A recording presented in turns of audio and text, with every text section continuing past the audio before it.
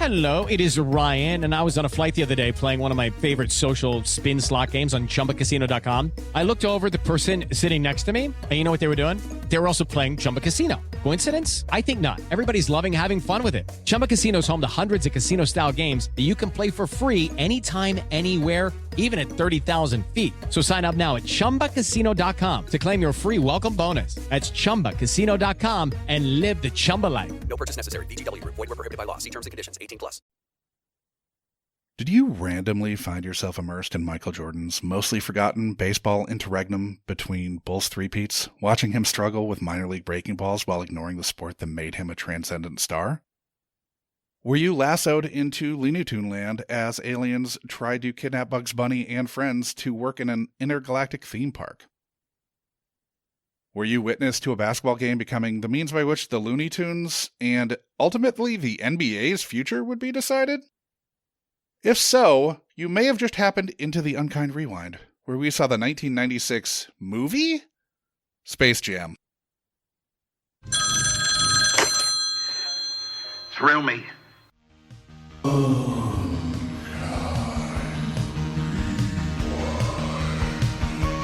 gonna name you Coda. You get a name too, Podo. I got good news and bad news, girls. The good news is your dates are here. What's the bad news? They're dead.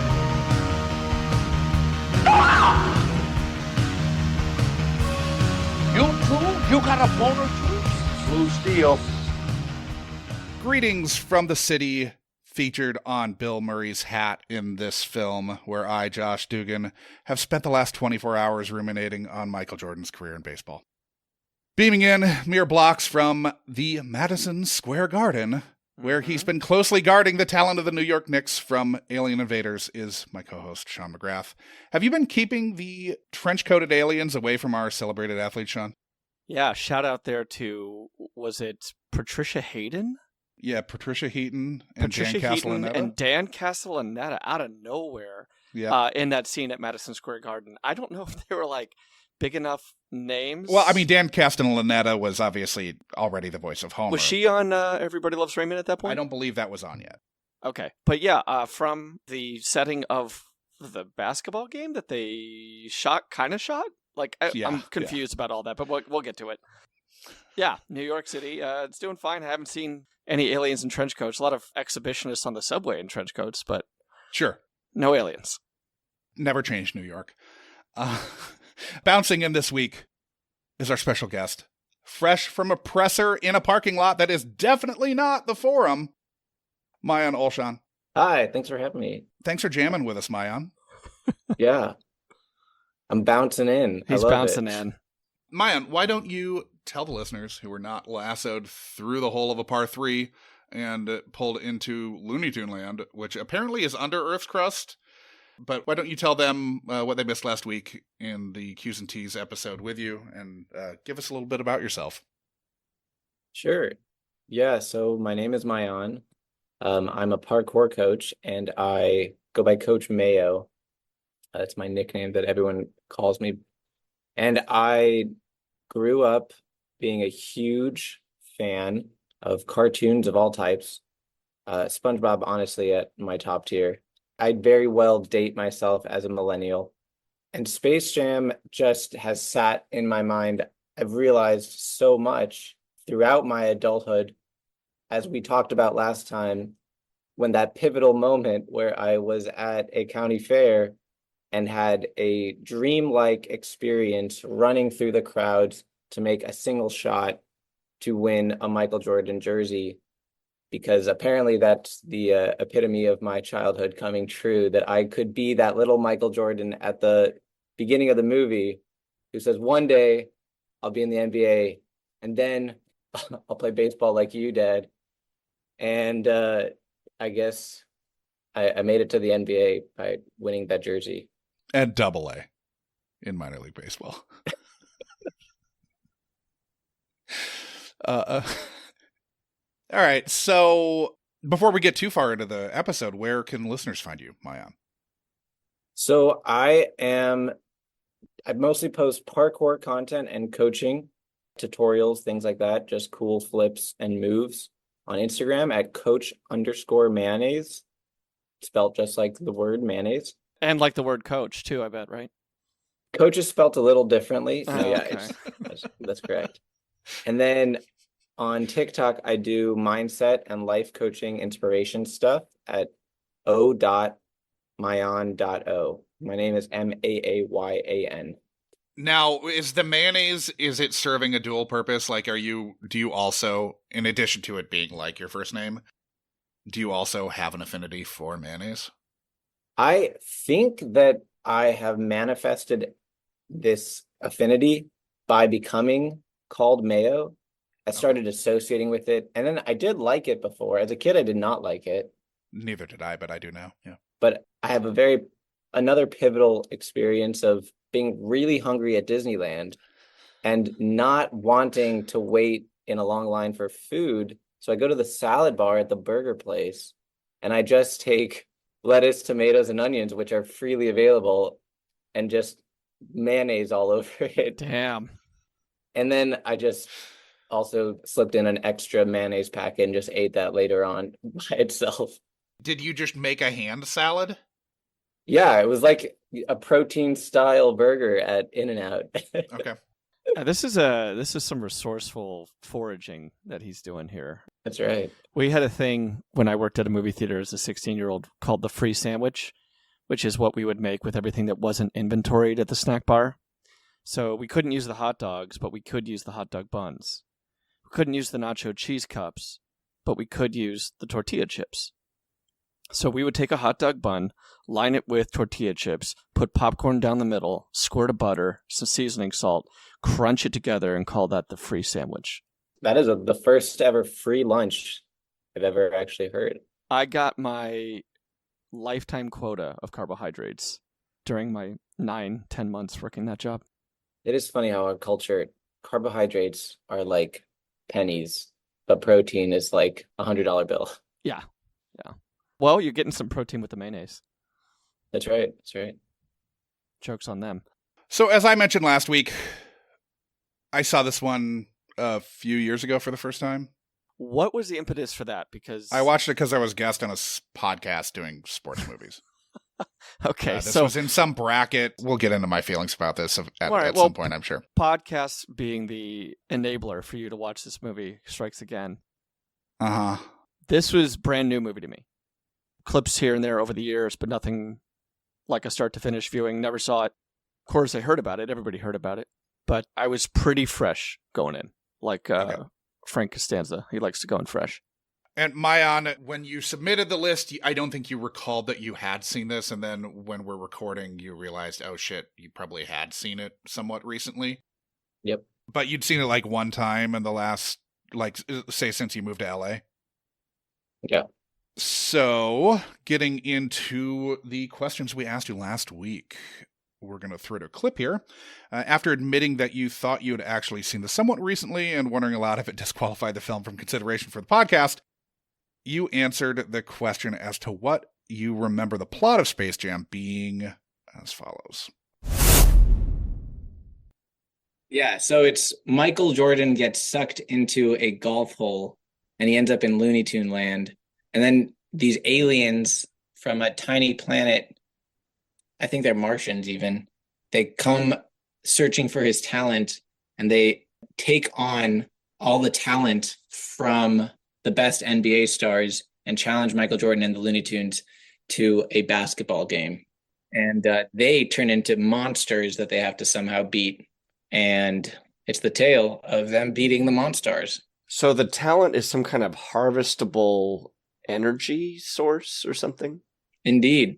They are like Michael Jordan's midichlorians? Yes. They what's it called? They take a basketball and then the basketball harnesses, just like the soul gets sucked out of them. It's this like cartoonish sludge that is pulled out of them mid basketball games. And then they just fumble around the court because they've lost their secret sauce.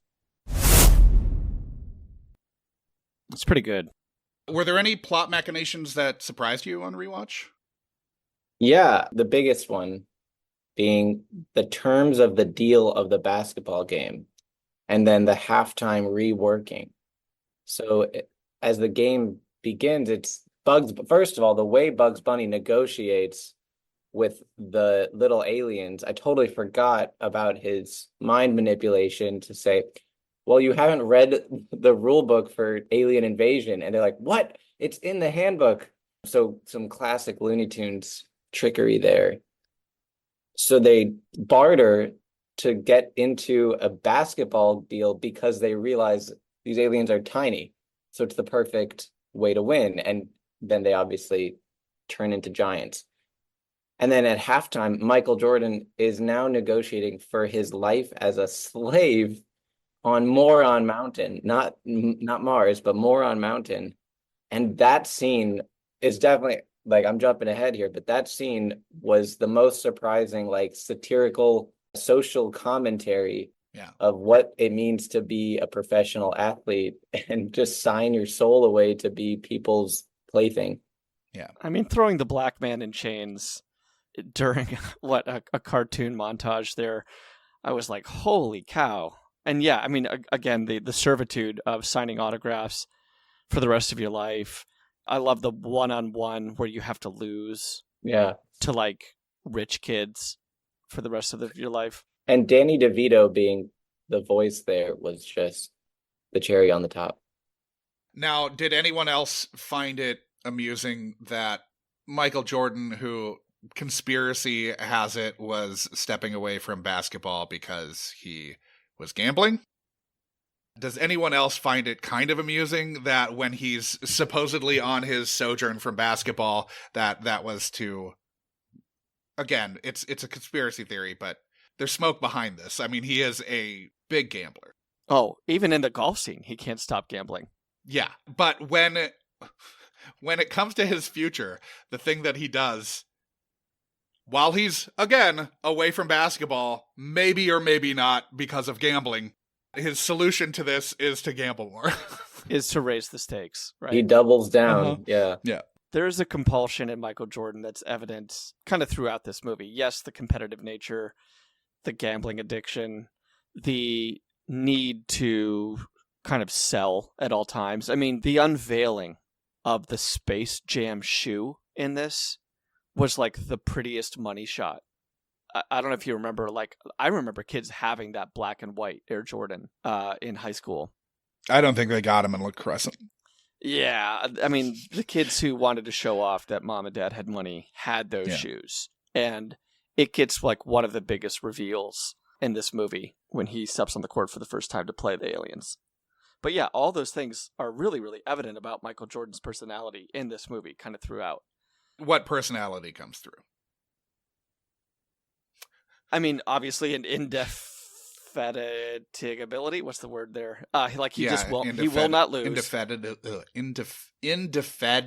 God damn it! I would give up. We give up. I can spell it. Everybody knows the word we're going for. Yeah. But yeah, this guy, he doesn't want to lose. Even during his, as Josh put it, his sojourn playing golf against Bill Murray and Larry Bird, like he needs to win there. And a very understated reaction to a hole-in-one. A couple high fives. Which he says is his first.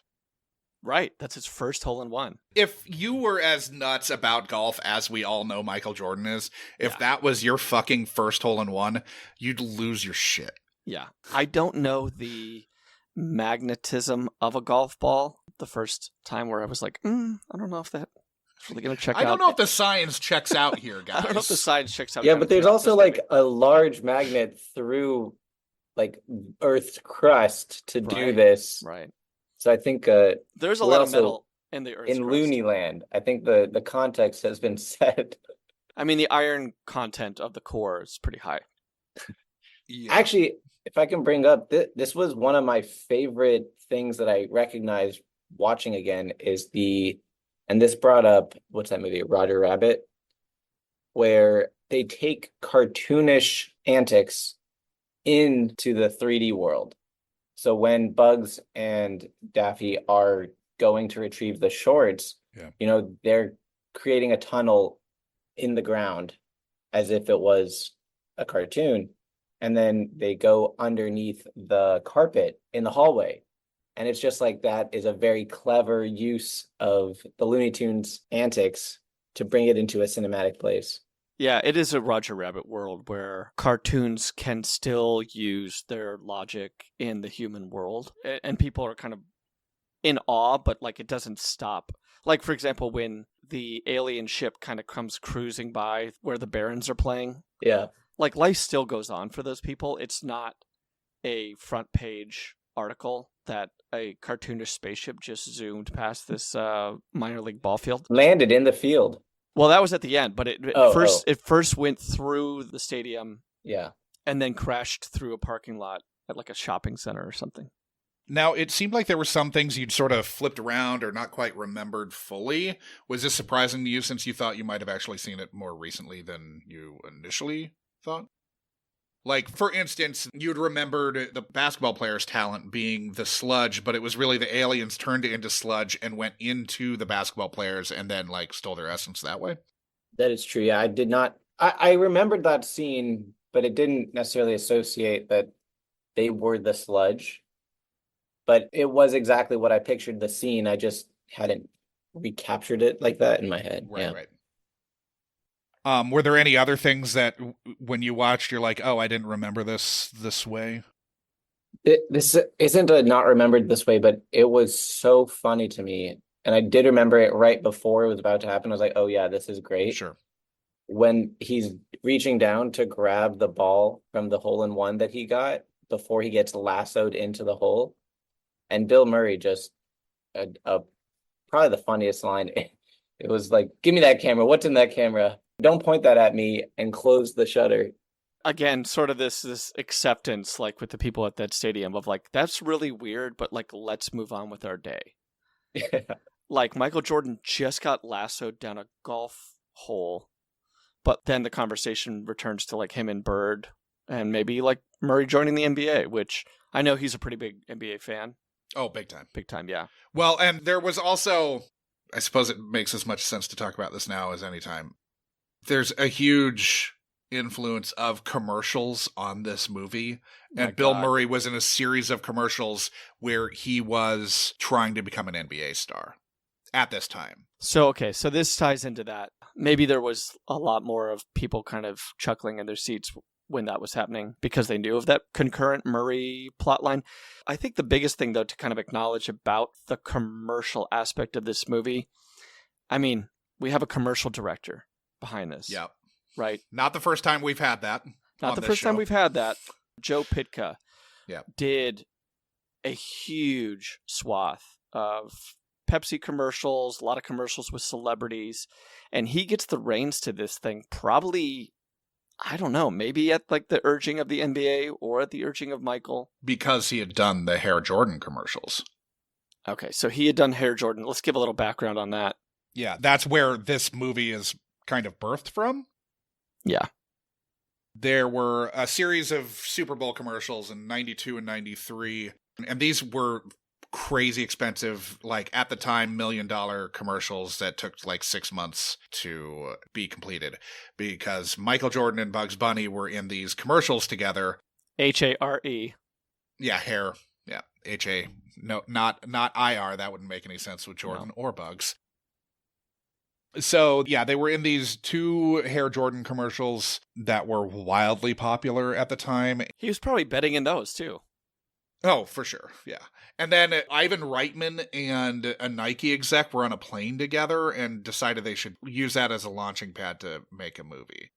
Pytka was actually brought in kind of late on this, and there's some discussion some Toby Hooper, Spielberg shit, like with Ivan Reitman. Yeah. There's some discussion that Ivan Reitman kind of was the director on this, and Pytka was the person overseeing the sort of animation integration into the film. Because Reitman is listed as a producer. Yeah. Along with, I don't know if you guys clocked that, David Falk, the high-powered sports agent for Jordan at the time. I think, I can't remember the name of his label that he began for representation. But, man, do you know this name, David Falk? He was like this massively powered sports agent Jordan. Because of Jordan. I mean, Yeah. Jordan was the number one spokesperson in the world at this point. Like, he's bringing in $50 million a year from just endorsement deals. Not even playing basketball. Not counting the Air Jordan, like that branding is entirely separate from that. Like, just from McDonald's ads and Gatorade, all the stuff that Wayne Knight mentions, right? Wheaties, McDonald's, Gatorade. He says it in that line of like, hey, Mike, let's go do this and that and this and that and this and that. He's mentioning all of Jordan's labels, all of his sponsors. Hanes. Yeah. But yeah, I mean, so much of this movie is a commercial. Yeah. I mean, I think that what the secret sauce or what the secret juice, I mean, isn't that kind of alluding to a Gatorade at some point when eventually it's revealed But I guess they couldn't get Gatorade cleared. Very strange. Also, I mean, it's mid to late 90s and Bugs does the like roided up thing when he takes the secret. Yeah. I would wonder if I did a little bit of research before coming on here, I might have been able to bring you the news that I'm guessing that the guys in this movie, the NBA players, are David Falk guys. I think that he's getting a little bit of money from each of these guys in this movie. Instead of these guys having, like, say, a legit TV and film agent, David Falk was representing them. Yeah, Larry Bird would have been... Larry Bird was already in movies. Larry Bird's huge, right? But, like, Ewing, Bogues, Larry Johnson, and Sean Bradley. Like, I know. I don't know if this struck you guys the same. Like, he's the one guy that doesn't fit here, and it's not because he's white. It's because he's not that good. Yeah. I thought it would have been because he stylistically fills out what the Monstars should look like. That's kind of that was my going on in the back of my head. It's like they need a diverse, loony looking thing. If they were all similar looking, well framed people, they needed a short guy, a tall guy. The stoner one then? Yeah. Like, do they all kind of like represent, right? Like, is the Storm and Mormon the stoner? Yeah. Well, yeah, he does make that joke about, what is it, like, I might have to mission in the jungle. Go back to Mission in the Jungles. But yeah, Sean Bradley. I mean, this is a real golden age too of centers. You have Patrick Ewing, but you also have Alonzo Mourning. You have Shaq. You have Mutombo, I think, at this era. You do. Hakeem still playing. Hakeem is still playing. I mean, there's some really, really big names that they... David Robinson, still playing.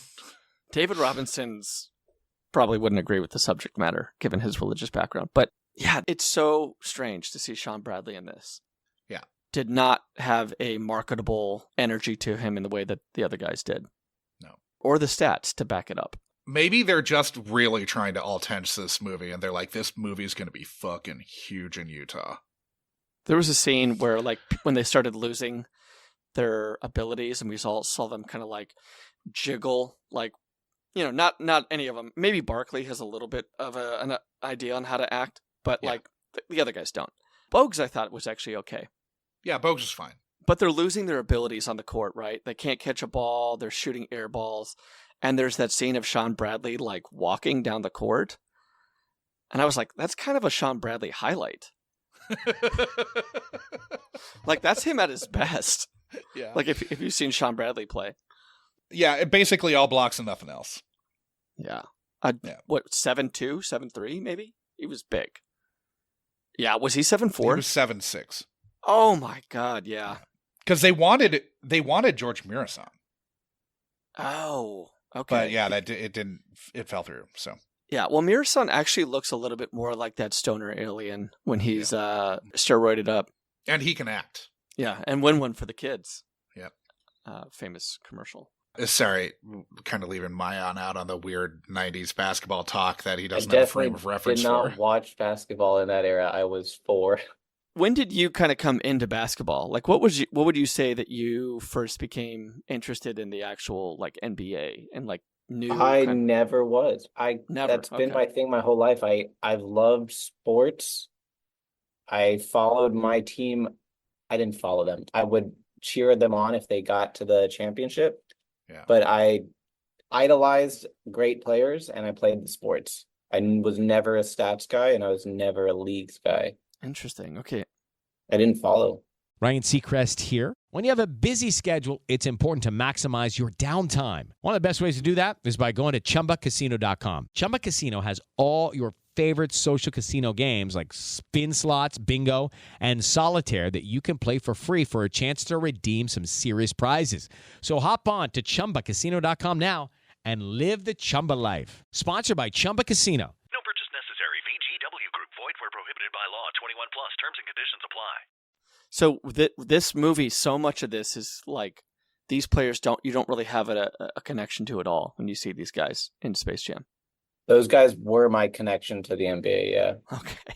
Through this movie, though. And not to the NBA, really, just like a picture in the background. That's what the NBA is. Did you get the reference when Larry Johnson talked about his grandma? No. Okay. That's another commercial thing. He had this series of grandmama commercials where he was playing. He was in drag as a grandmother, like dunking on people. Wow. That was this whole weird. The 90s were fucking weird, man. But yeah, he was grandmama. Grandmama. That was all another reference to commercials that if you're coming to this 2 or 3 years after the movie came out, you have no fucking frame of reference for. Yeah. Now, did you know that Jordan did walk away from basketball after the first three-peat to try to play baseball when you were watching this as a kid? Or did you think that was just part of the movie? As a kid, I didn't know the history of Jordan.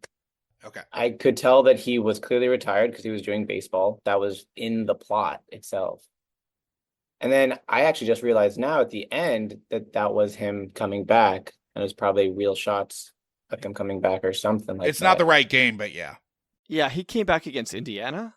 Yeah. His first game back. And yeah, this game he's playing the Lakers, I think. There's a weird thing where he does... I think they reshoot. No, he comes back and they're playing the Magic because it's Shaq. Shaq's running up court. I remember. I just remembered the shot. Shaq's technically in this movie, but as a player. As an Orlando player. Yeah, as an Orlando Magic. Okay, because I think he goes to LA in what, 96 or 7? Well, Shaq and Penny are still teammates. Okay. At this point. Okay.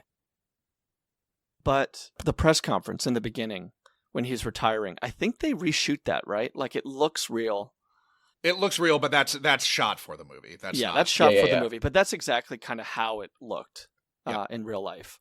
Was that he stepped away from basketball. We didn't get that like longer master shot of it, but it was the setup. Yeah.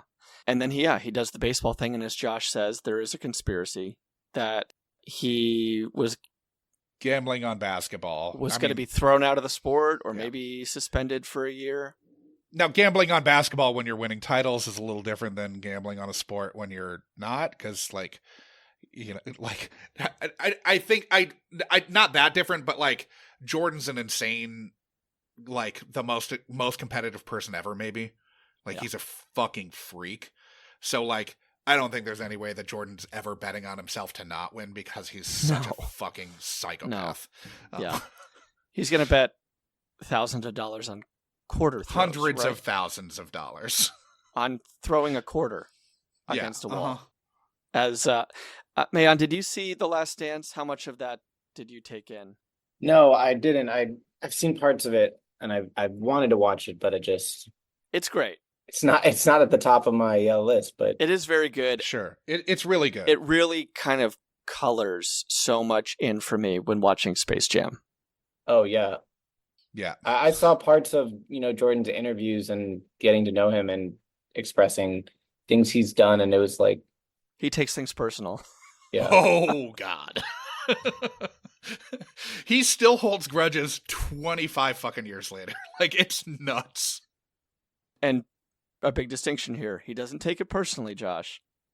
He takes it personal. Yes. That could not be more of a trademark line from Michael Jordan. But let's get back to the movie. Yeah, so was it surprising how much of the real-world time spent following Michael Jordan's athletic exploits were committed to the sport he wasn't particularly good at, Maayan? Yeah, I felt pretty impressed that this basically kids show spent so much time just in the adult world talking, which is good for the audience, so parents could actually be involved. It wasn't just a Looney Tunes movie. It was really, Bill Murray had a big part, the baseball story, Newman. So I actually was really moved by the beginning sequences for how long it took to establish genuine care for him as a dad, even though that didn't come back in a huge way, right? For the kid to be an inspiring story. It really attached father to child in this context before the Looney Tune land. Because once the basketball game starts, it's just antics for the rest of the movie. Yeah. But the first half of the movie is actually a lot of different plot points moving this narrative forward. It's weird. This movie's almost anti-Chekhovian. Like, it sets up all of these things and never pays off on fucking any of it. Like what? Literally everything. Everything that happens, there's no payoff. They don't pick up. Like, okay. Like why there's a paperclip in Michael Jordan's ear? Or why Stan needs to get Michael back to the game, get back to the baseball game that he never fucking goes back to. Right. Like, there was a scene they shot with Michael hitting a home run that didn't make the final cut. But, like, if that happens and don't have Stan say, we've got 5 minutes to get back to this baseball game. Yeah, a minor league was Double A? But yeah, Birmingham Barons Double A. Yeah, it was the Double White A. Sox Double A team. I mean, the fact that Stan survives it all after the fall from the dugout onto what I assume is concrete. I can categorically say there's never been a minor league dugout that wasn't concrete if you'd fallen off of the roof into With the his dugout. mass, head first, I think Stan's dead. Yeah. Wayne Knight's killed. And so maybe this is just a fever dream the rest of the movie. I mean, I like this theory. There is there is that weird subplot where, like, Wayne Knight is a yes man to this, like, I guarantee minor league like, baseball owner. Minor league baseball owner who is watching a game, from the bleachers or from the stands, right? Not from one of the 4 luxury boxes at this minor league stadium. Right. So he is just incentivized as just an assistant to get Michael Jordan through a basketball game back to Double A, where he will promptly return to the NBA and never contribute anything to ticket sales ever again. It is kind of a sparsely attended Double A game for Michael Jordan. Oh yeah, those games were sellouts. Yeah, and this does not look like that. Yeah. I can't remember. I feel like it was an article in The Athletic about 5 years ago, but it was like an oral history type thing where they were interviewing people who were around for Jordan's minor league stint. And it was a fucking circus. Josh, let me ask you this. This may have been brought up in The Last Dance. I don't remember. Did Michael Jordan deserve to be there, stat-wise? Double A? Yeah. God, no. Where would he have been? The fact that he was thrown into Double A and actually hit over 200 is very impressive. He hadn't played baseball since he was like 16. Yeah. And he steps in as a 30-something. I think he's 31 at the time. Playing top prospects, probably. Playing Double A baseball, which, like, Double A is fucking hard. Yeah. Double A is not easy. Double A is like the first step where, like, oh no, pitchers are fucking nasty and, like, they can actually throw for strikes. You can go from Double A to the majors in a week. Yep.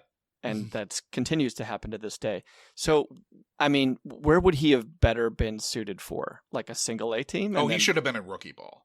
Rookie ball. The whole thing was they weren't going to put Michael Jordan in rookie ball because, like, Double A is already, like, way below his station in terms of, like, this guy's a massive celebrity, and the facilities in low A or rookie ball in 1994 and 5 were jaw-droppingly terrible. They were bad. They were bad in fucking 2010. Michael Jordan couldn't slum it that much. Okay. They weren't going to. So he gets tossed. He gets tossed into a. He got tossed to the Double A Wolves. Yeah. Competitive league.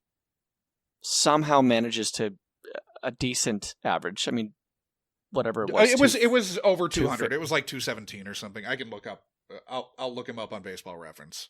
Okay. Yeah, but I mean, He stole a bunch of bases. He didn't have a bunch of power, but he was fast enough. He was also 6'6", so he got up the line fast. Yeah, and putting him in the outfield is probably going to take away some some hits, I would imagine, with that frame. Yeah, he I don't know hit if he... 202, 290 OBP, 266 slug. He Not stole great. 30 bases in 48 attempts. Yeah, I mean, not great, but not abysmal. I mean, at 31, yeah, to jump in and play baseball for the first time in 15 fucking years. Yeah. So when the movie came out, he was on a hiatus before coming back. No, he had actually already come back. He came back at the end of the 95 season. He came back in March of 95. So when this movie came out, he had Well, when the movie came out, but when the movie was being filmed. When the movie was being filmed, he was already, because I believe, okay, so it took 19 months to shoot. It said he was on a 17-month stint.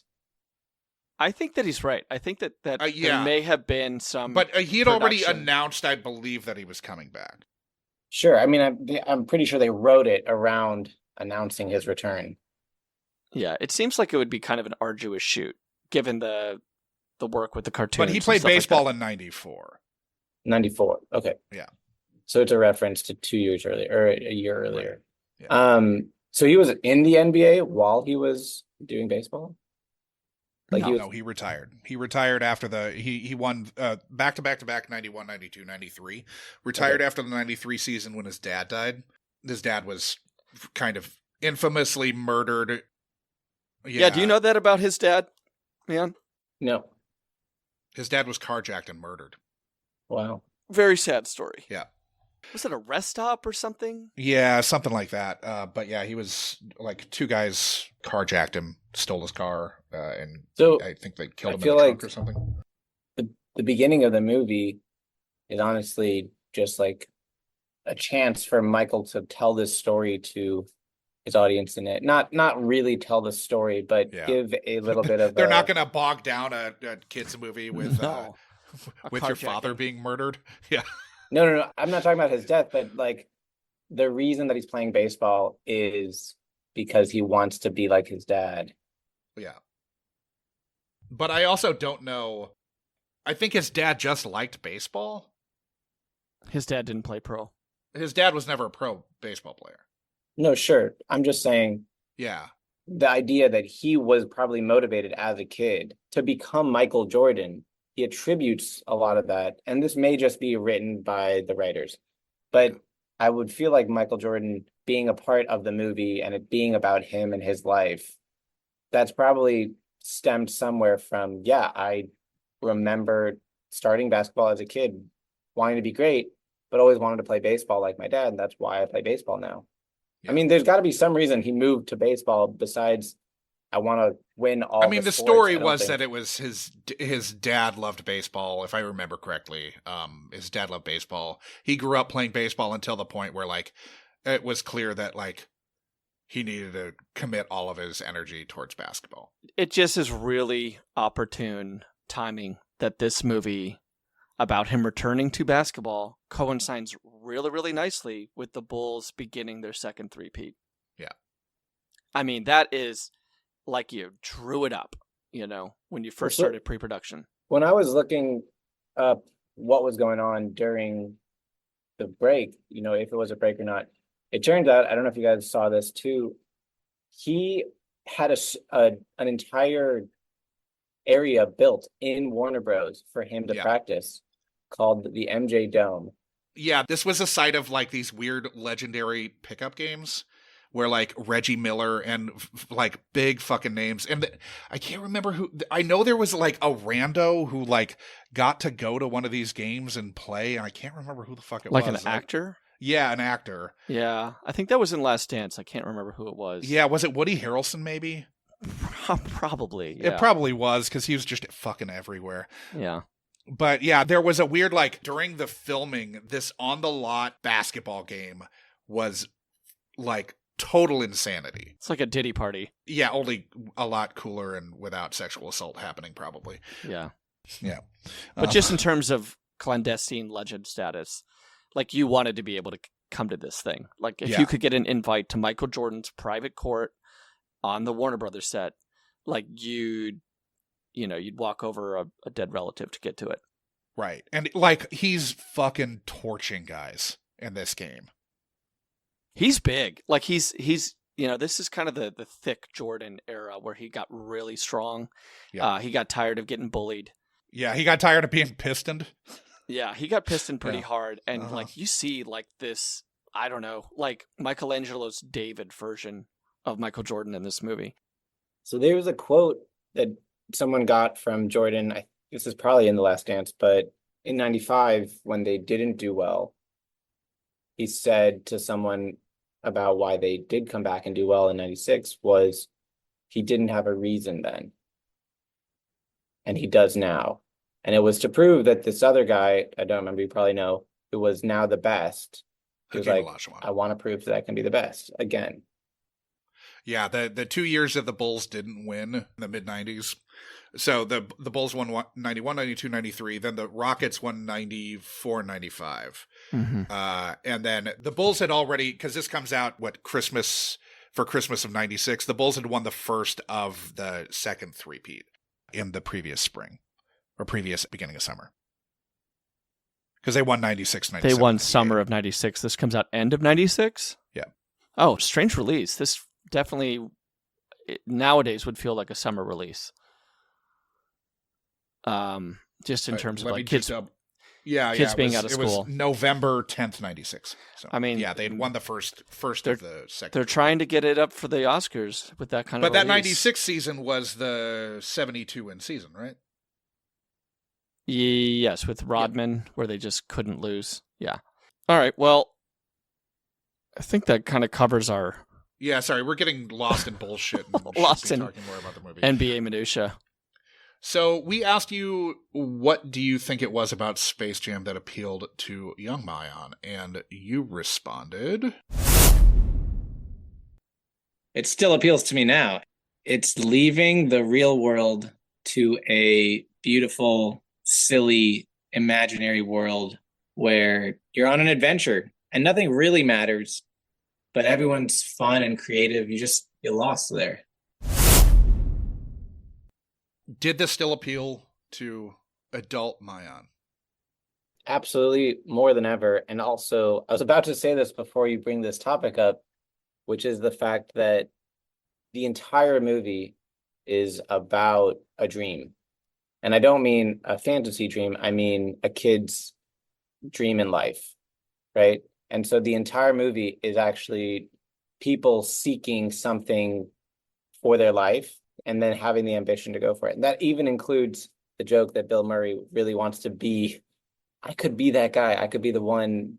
I could have been Michael Jordan for this return because there's people needing to fill that spot. And then there's all the sub dreams of, is it Bugs? Or who am I thinking of?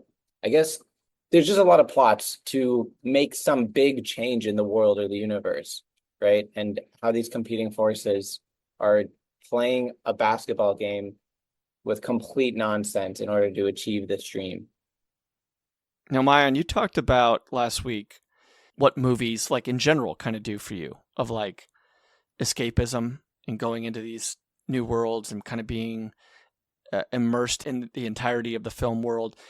Do you feel like you are drawn more towards the kind of fantastical elements of a movie, or movies that are completely baked in reality with no superheroes, no cartoons? Do you get as involved in those? Great question, but you lost me when you say realism, but not fantasy. I'm not a huge fantasy person. I don't like weird, silly, different out there. Sci-fi is not really my cup of tea. But what is my favorite is like Coen Brothers. So it's realistic satire, silliness, but it's all caked in a realistic framework. Okay. Yeah. And I don't mean fantasy in terms of like the genre, but just in terms of fantastical things that are too surreal to kind of happen in reality. You know, this movie kind of qualifies as science fiction in a lot of ways. You know, the extra worldness, the aliens, the futurism of it. But yeah, I just kind of like getting to the core of Maayan here. That's what we do. You're on a couch. Might as well get psychoanalytic. That scene with the therapist is actually fantastic. It's like, and you're saying I'm going to disappoint my mom? It's like, no, you said that. Very good central casting there on that shrink. Yeah. Like, we need a Freud type. I was like, oh, we got it.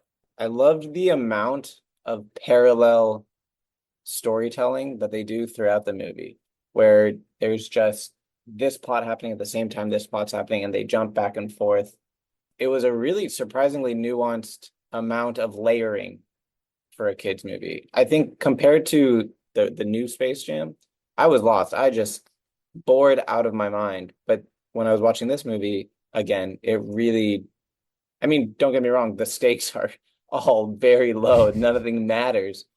But they really dive into... Does nothing matter? Like, they're going to be slaves, Maayan. Okay, but the stakes are pretty high. Well, Michael Jordan's going to be a slave. Yeah.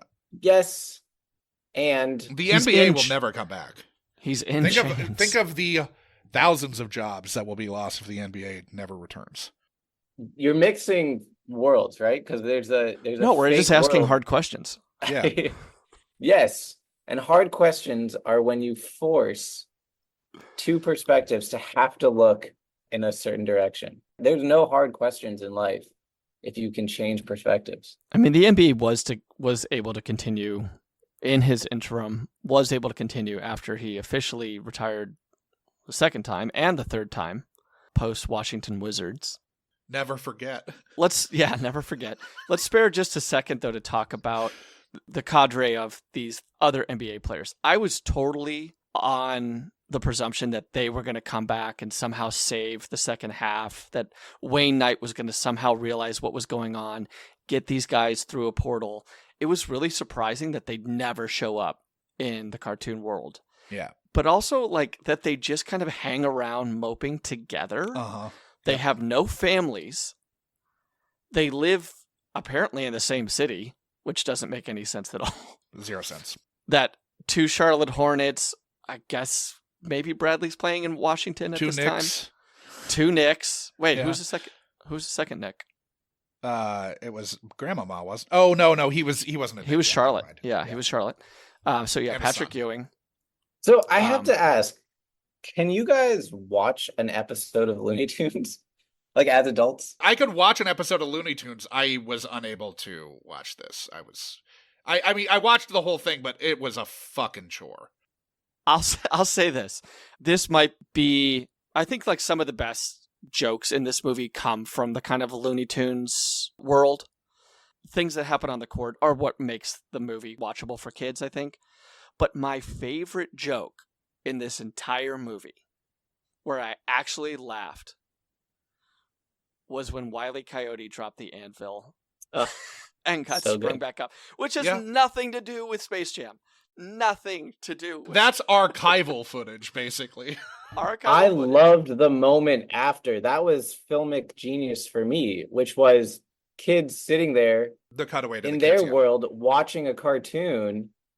And then where the cartoon stops because Porky the Pig says, "We have to go. We're called to a meeting." Right. And then the cartoon they're watching in the world stays on the frame as if the show isn't being written or presented. It's actually an insight into another world. It's like a live stream, and the framing stops because they're going to a meeting instead of staying in the show. That's like that meta joke. That's one of the only moments of the movie I actually like. Yeah, there was some metaphysical stuff that went past about 99% of people's heads. Yeah. So one of my favorite movies is Shaun of the Dead. Okay.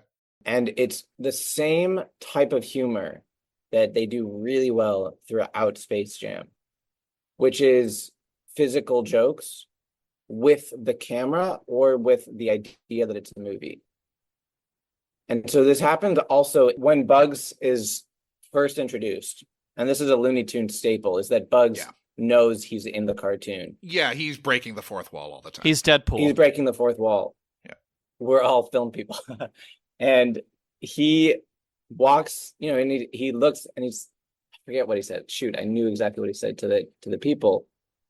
"I'll be right with you." He makes a joke about intelligent life out there. That one's later. They're not being intelligent life out there. Oh, but yeah, he stops. Right. He first just is being chased by Elmer Fudd, and he goes, "I'll be right with you folks right after I'm done with Nature Boy." And I was really hoping to see Ric Flair, but no dice. Yeah. That would be a great movie, too. Hello, it is Ryan, and I was on a flight the other day playing one of my favorite social spin slot games on chumbacasino.com. I looked over at the person sitting next to me, and you know what they were doing? They were also playing Chumba Casino. Coincidence? I think not. Everybody's loving having fun with it. Chumba Casino is home to hundreds of casino-style games that you can play for free anytime, anywhere, even at 30,000 feet. So sign up now at chumbacasino.com to claim your free welcome bonus. That's chumbacasino.com and live the Chumba life. No purchase necessary. VGW Group. Void where prohibited by law. See terms and conditions. 18+. And then there's the basketball video that felt a lot like dodgeball to me, where they show to the Looney Tunes what is basketball. It's an old black and white NBA explanation video. I mean, I'm sure that was made. I don't, because every single shot they missed. I mean, there were so many just silly antics. Just a little thing about that. It definitely looked like it was made for this movie. Just to kind of get into the weeds here and nitpick that, it should have been a different aspect ratio than how it was presented in the movie. And they did nothing to the audio to make it sound dated. So the audio came in crystal clear. It was like, these boys are playing basketball. It needed to have the tinniness and the gravel that you would expect from like a 1950s recording. Yeah, from a newsreel. From a newsreel. Yeah, just a tiny little thing that, like, as a director who really, really, really knows film would go in and be like, this needs to be changed. And not something that a commercial director is going to bat a fucking eyelash on. So let's actually talk about this, because I was watching a interview with Pika after, because I was like, I was thinking, who did direct this? I'd like to talk about the different approach that a commercial person takes to a cinema movie maker. And I loved commercials growing up. I still love good commercials.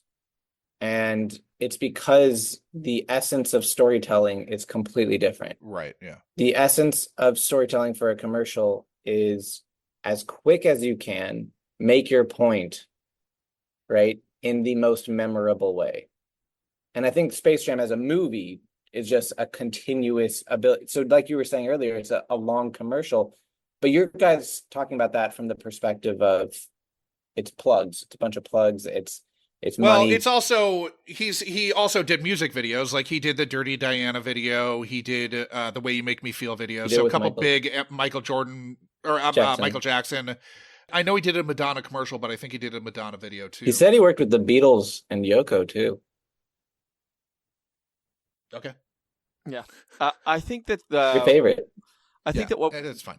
Whatever. Like, just to speak very generally, he's not going to sit there with an actor and work scene after scene, take after take to try to with a bunch of non-actors, because there is two actors in this movie, really. To try to get a performance. And Bill Murray's going to do his own thing. Bill Murray probably doesn't need direction in anything that he's doing in this scene, in this movie. But if you have a long history of working with big celebrities in commercials, of working with athletes, of working with musicians, you are not going to get a nuanced, genuine performance from any of these people in Space Jam. It's not going to happen. Yeah. If they're going to get their lines right and they're not going to look into the camera, cut, print.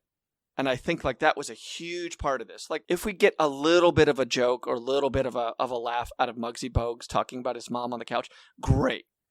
But we're not going to ask Sean Bradley. Let's do it again, Sean.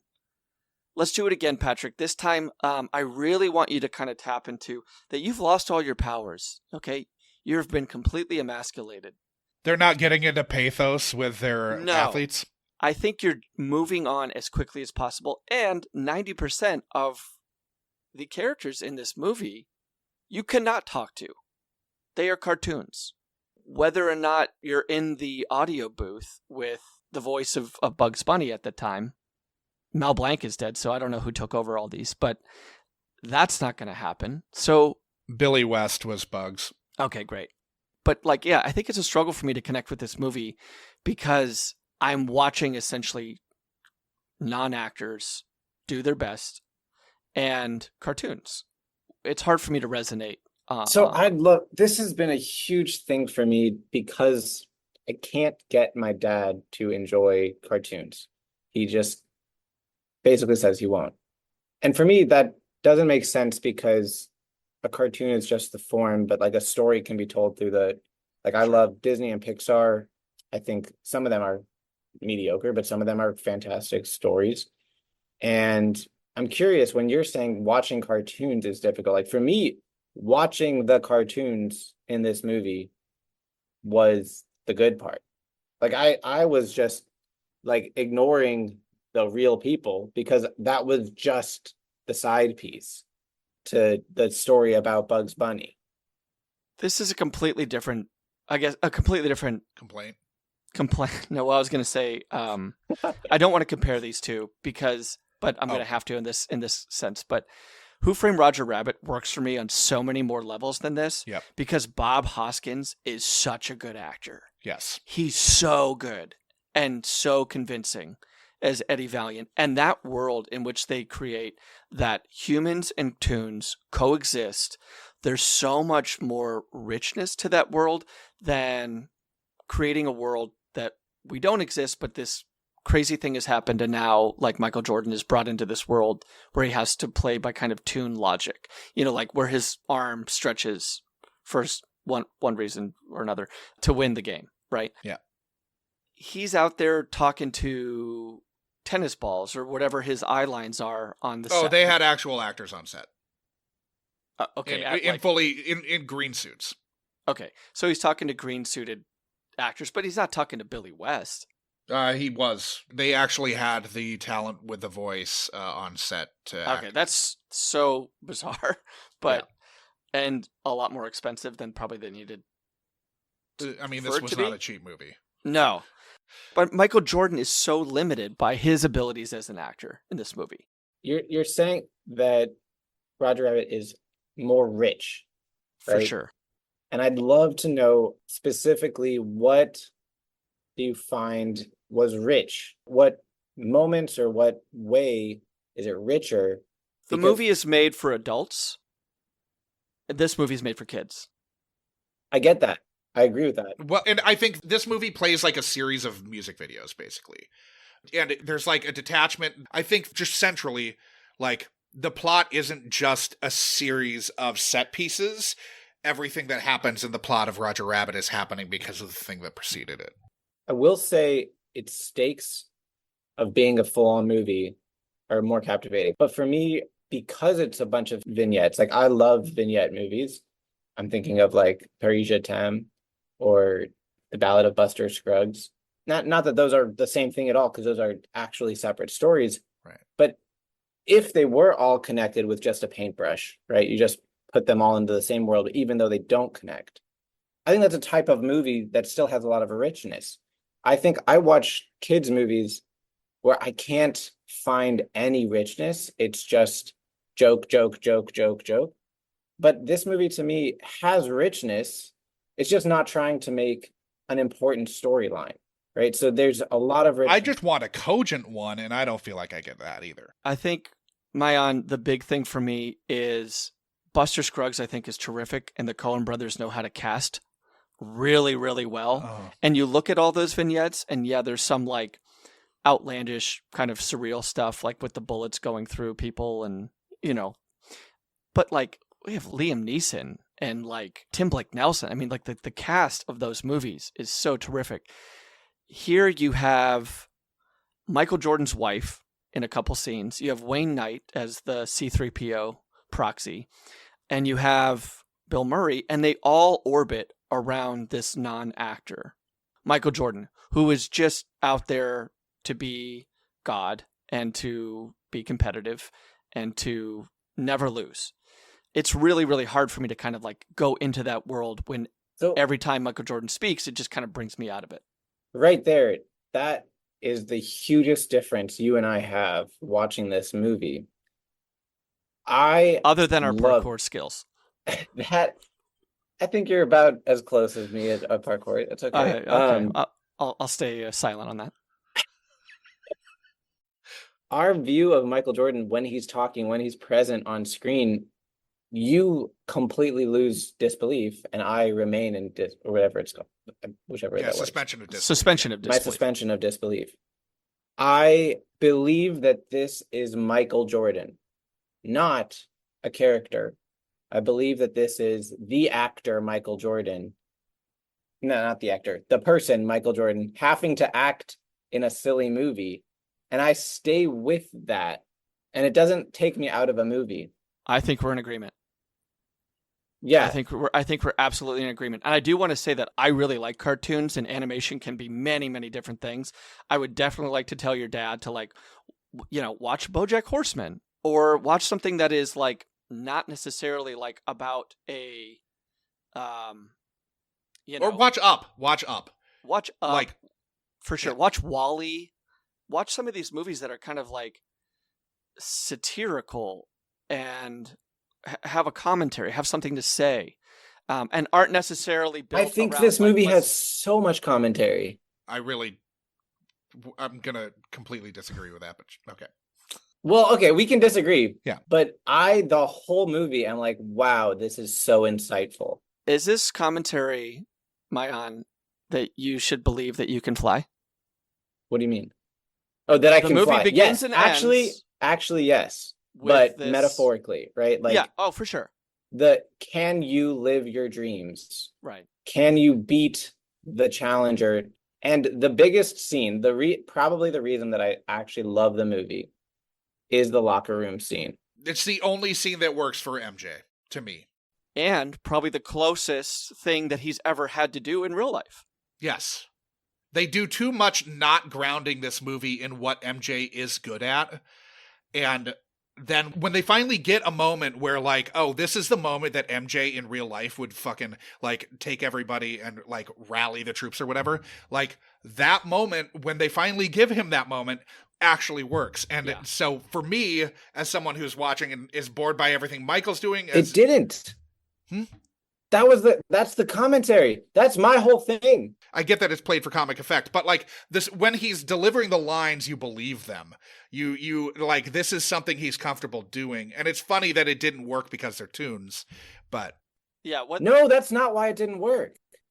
I'm actually so passionate about this right now. Go for it. The whole actual message here of the movie is that Bugs Bunny, a fictional character who pretends to be something he knows he created, isn't real, is more inspiring than an actual legendary basketball player telling you all have it within you already.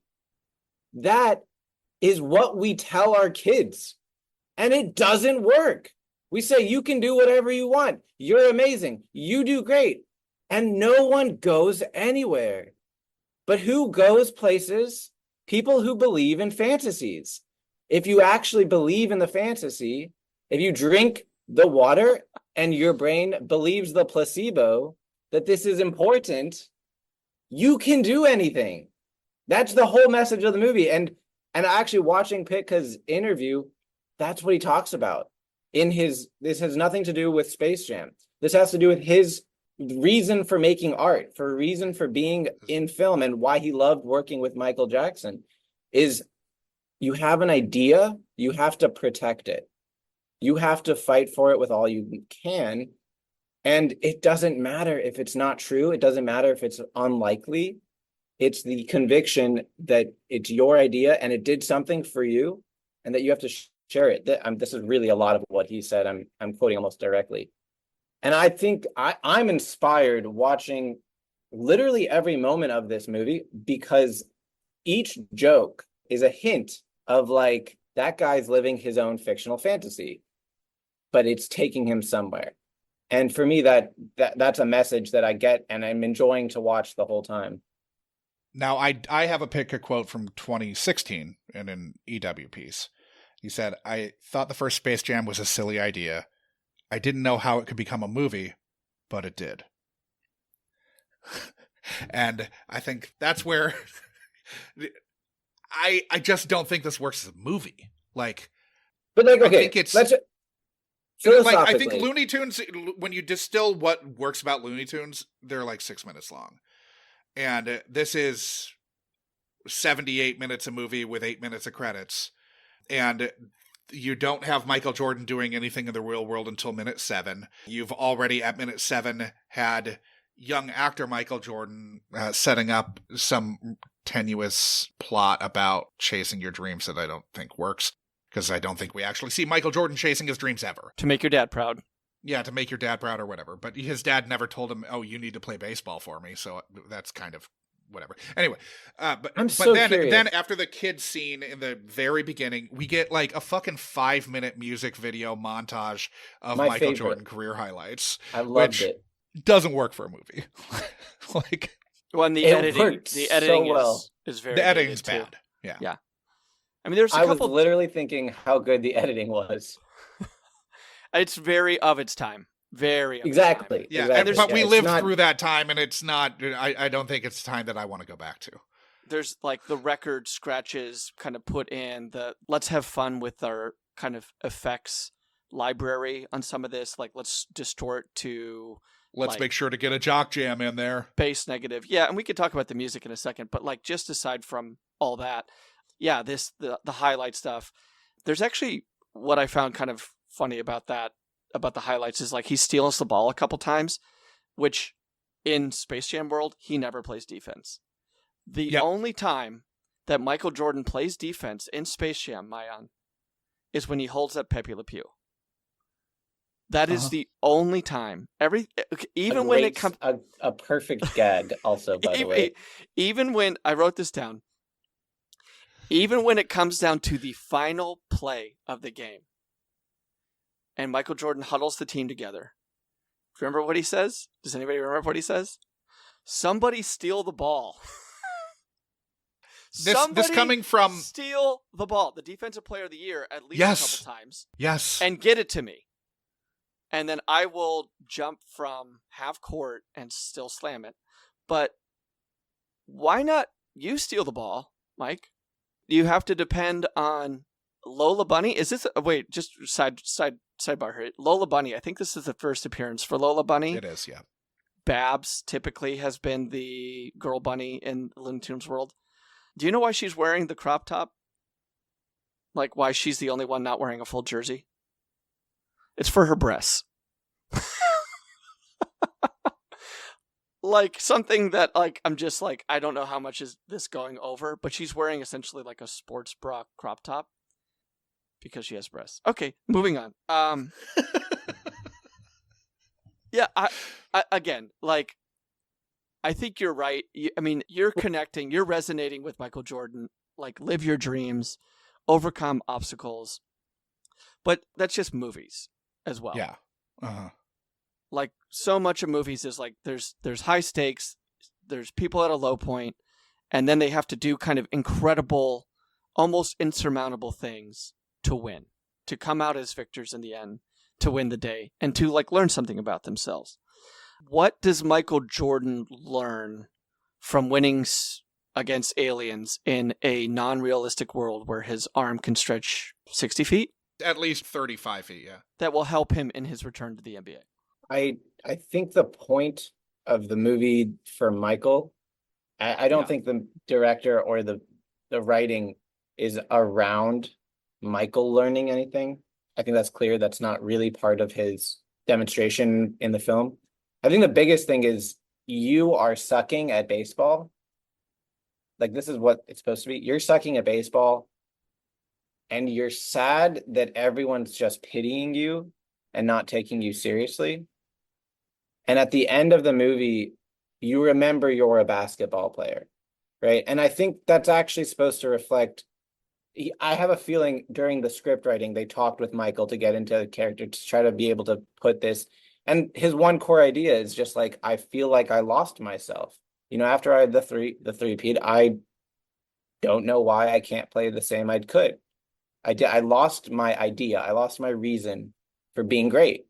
And I think Space Jam is kind of a totally silly representation of an actual change that happened in Michael Jordan in the real world, which was I lost my competitive edge.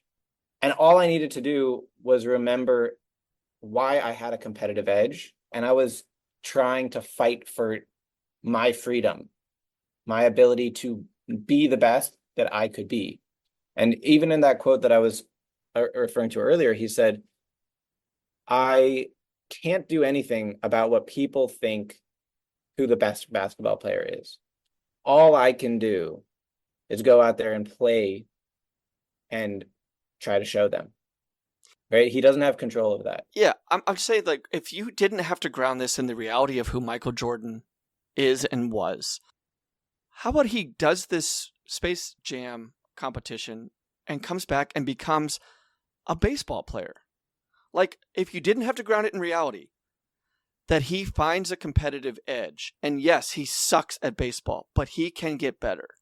And he comes back to this game, and maybe, like, he gets that hit. Maybe he starts this progress, and maybe, like, they stop pitying him. They shot that. They shot him coming back and hitting a home run, and then they cut it.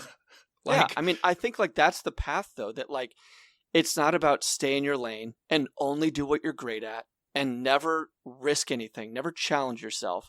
Michael Jordan coming back to the NBA is, like, he's still the best player in the world. The best player in the world of all time. It's a different type returning of a fish to the water. It's not returning fish to water necessarily. I mean, no, it is. But it's the journey from one lake to another lake within yourself, right? I'm lost, but I lost myself. How do I find myself? And it's not about becoming great in the external world, overcoming baseball. The whole point is the dream of baseball was never his dream. That was someone else's dream. And he was trying to live that and failing because that wasn't his dream. I think you need the writing to kind of come through there. I think you need somebody to pull the script aside. They had 4 writers. 4 fucking screenwriters. Yeah. 4 writers on this thing. I think you need that moment, Maayan, where you have him sit down, and whether it's to Stan and Bill Murray or his wife. And this is getting to my Chekhovian point. Which we never get. We never get that conversation with his wife, the most important person in his life, and says, you know what? ... Mad libs that scene and have him talk about, I need to return to the NBA because of X, Y, and Z. And the reason I need to do that is because this is what I've learned. And it can be 30 seconds. 30 seconds. I don't want that because that's telling, not showing for me. But they don't show either. The moment I saw the Bulls flash on the ground, I said, oh, snap, Michael Jordan's back. That was the telling for me. I felt what happened inside Michael by seeing the Bulls stadium. Maybe, but if you don't know what's going on in this real world, this movie just kind of exists in a time capsule. Yeah. And you pull it out and you're like, oh, what the fuck is this? It's more montage from the beginning of the movie. Like, we have to know cultural context that Michael Jordan did return to the NBA. That he did take the Bulls. Like, this has to work as a movie, you know, like this has to work as this little capsule of a movie. And not as a companion piece to reality. To Michael Jordan's life. What it is absolutely functioning at, it's functioning as a companion piece, as the sidecar of the motorcycle that is running down the street. And the motorcycle is the reality of Michael Jordan's life. That he was amazing at basketball.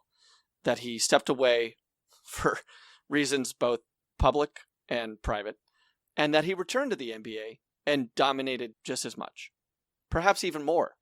Like, that is something that you go into the movie kind of as a primer, knowing. And what I'm saying is, like, you shouldn't need to have that. So now, to just meta look at what any kind of conversation like this philosophically is, we're debating the merit of an art piece. Right? Uh-huh. And the curious thing here is if there is a disagreement in the merit as a whole for the movie, like this movie needs this, as opposed to the movie is set, it's finished. I'm curious what you guys think about the fact that if I am a human who can experience it, sure, I have a context, but if I can experience it and I'm satisfied, does the movie need more, or is it more true that it's just the movie needs more for someone in your context? Completely that. Like, everything is subjective, right? Like, Rocky might be enough for me as a movie to exist, and I might get everything fulfilled in my life from Rocky, and then I could have a close personal friend who's like, I don't care about boxing. It doesn't really do anything. Stallone is just kind of a cliche. That's the magic of the movies, is that Josh can like Mandy with Nicolas Cage so incredibly much, and his wife or siblings or whoever can have like a very passing like apathy towards it.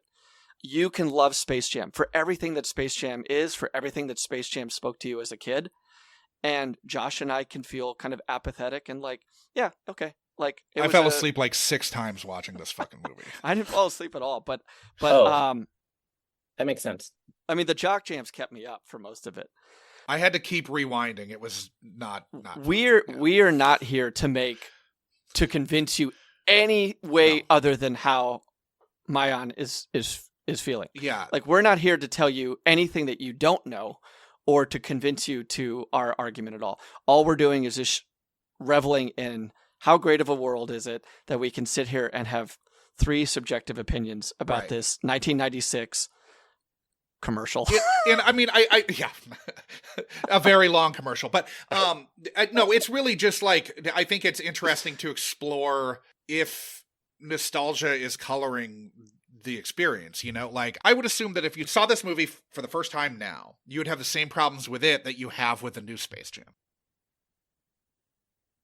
which you just said earlier was boring.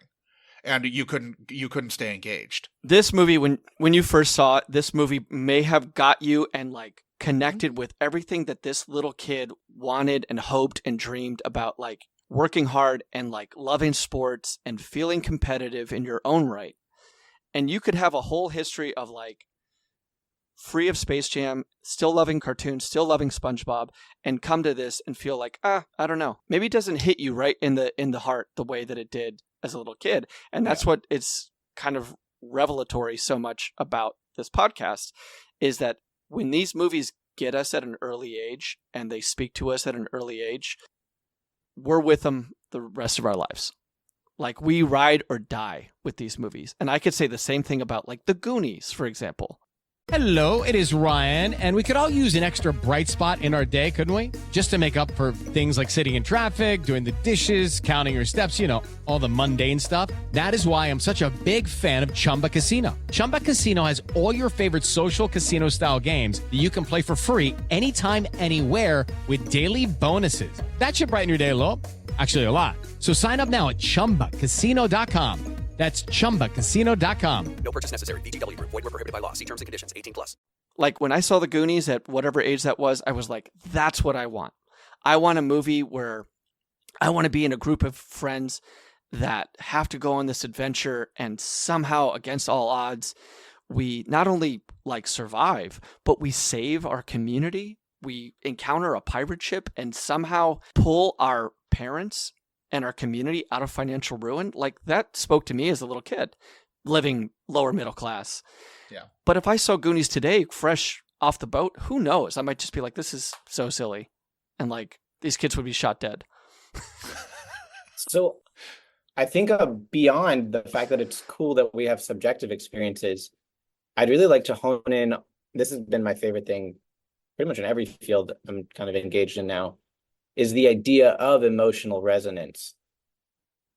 And that is not just if you're a kid, but if at any moment you emotionally resonate with something strong, it will carry with you for the rest of your life in a way that someone who isn't in need of that emotional resonance will not resonate. Yeah, I think that happens all the time, you know. Like, I mean, I just saw Anora and thought it was fucking amazing, and I can't stop thinking about that movie, you know. Which movie? Anora. I don't know. It's this year. It's Sean yeah, Baker. it's a new movie from Sean Baker, who did The Florida Project and Tangerine. I mean, no one's gonna know that, but Red Rocket maybe is. I think Tangerine was oddly very popular. Yeah, Okay. yeah. I saw Tangerine. Yeah, see, but he's an LA guy. I am an LA guy. but it's the guy who did Tangerine, which I loved. But this, I can't stop thinking about Anora. Or like his earlier movie Starlet, I've watched like quite a few times recently, and they all sort of like connected to me in a weird way. Anyway, whatever. Because but you're like, a sex worker? I think it's very easy to have things that like hit you in a certain way because of whatever shit you're going through in life or whatever. Like that, it's super easy to have that movie hit, and then like that movie sticks with you in a way that another movie wouldn't have. I feel like fundamentally, we all have an identity that is based on either a feeling of connectedness or a feeling of separation, right? Either to a community, to a family, a partner, their self, their career, their dream. And really, the different possible relationships of connectedness and separateness can hit you if you're in that same amount of connectedness, right? So right now, I'm watching movies that I just absolutely hate cinematically and cry my eyes out because I'm a new dad. Yeah, sure. And there's such bad writing where I would have used to just say that movie was terrible. Can you name names? Inside Out 2. Inside Out 1, I watched and was like, this is one of the worst Pixar movies I've seen. It's still a good movie, but it just doesn't bad Pixar movie. Yeah. have the full connection from beginning to end. It's like a weird Breakfast Club type movie. So it's like Space Jam.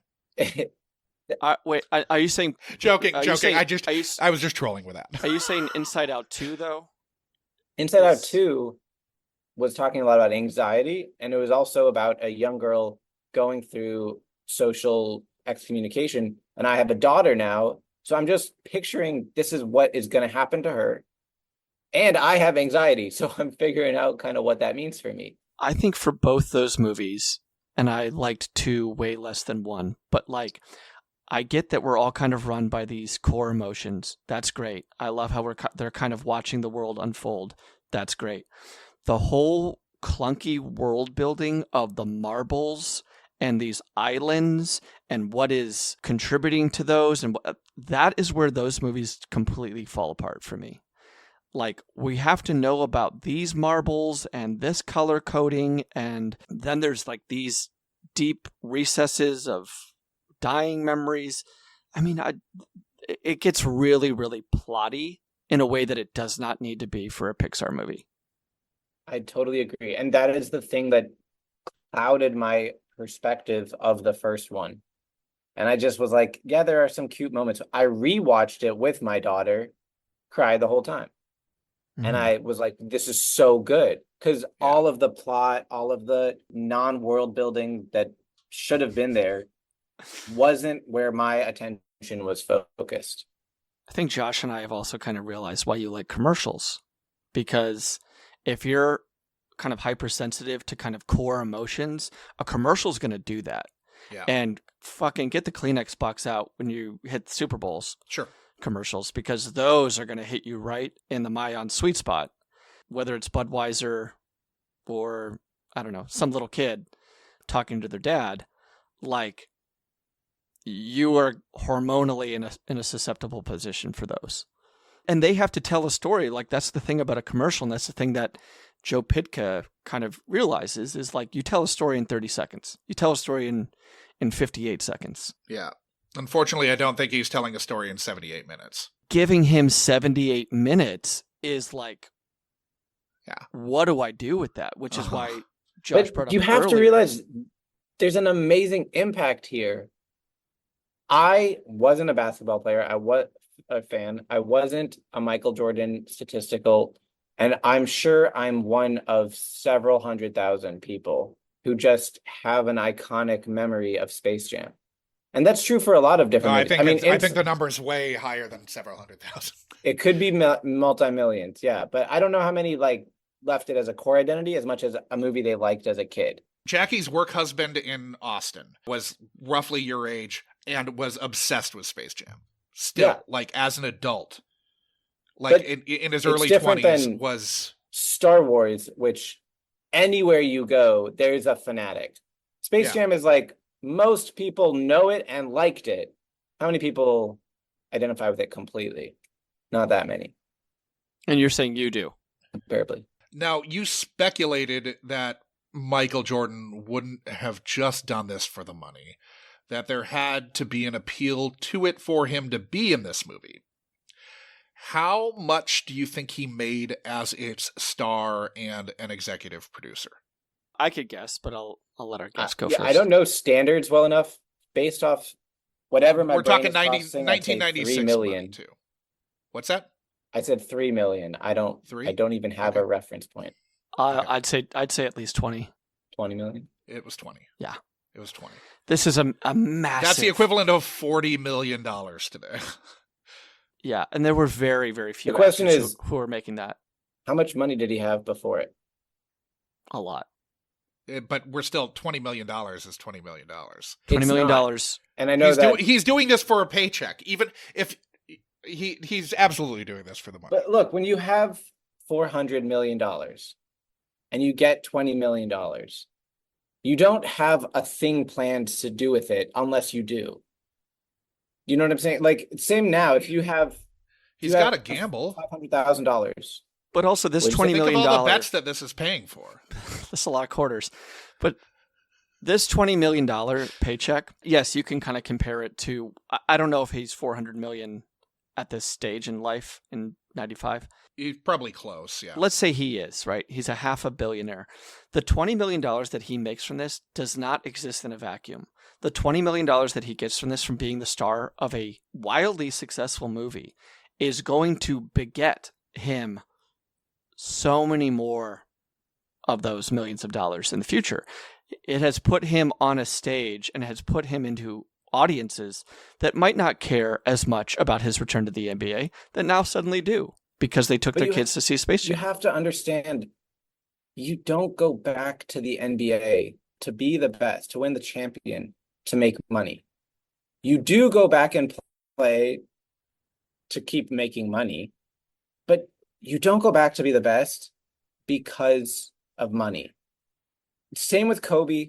Same with, if you look at Shaq, the way they talk, if you really watch, they have core beliefs that money reflects the greatness you do, not the strings you pull.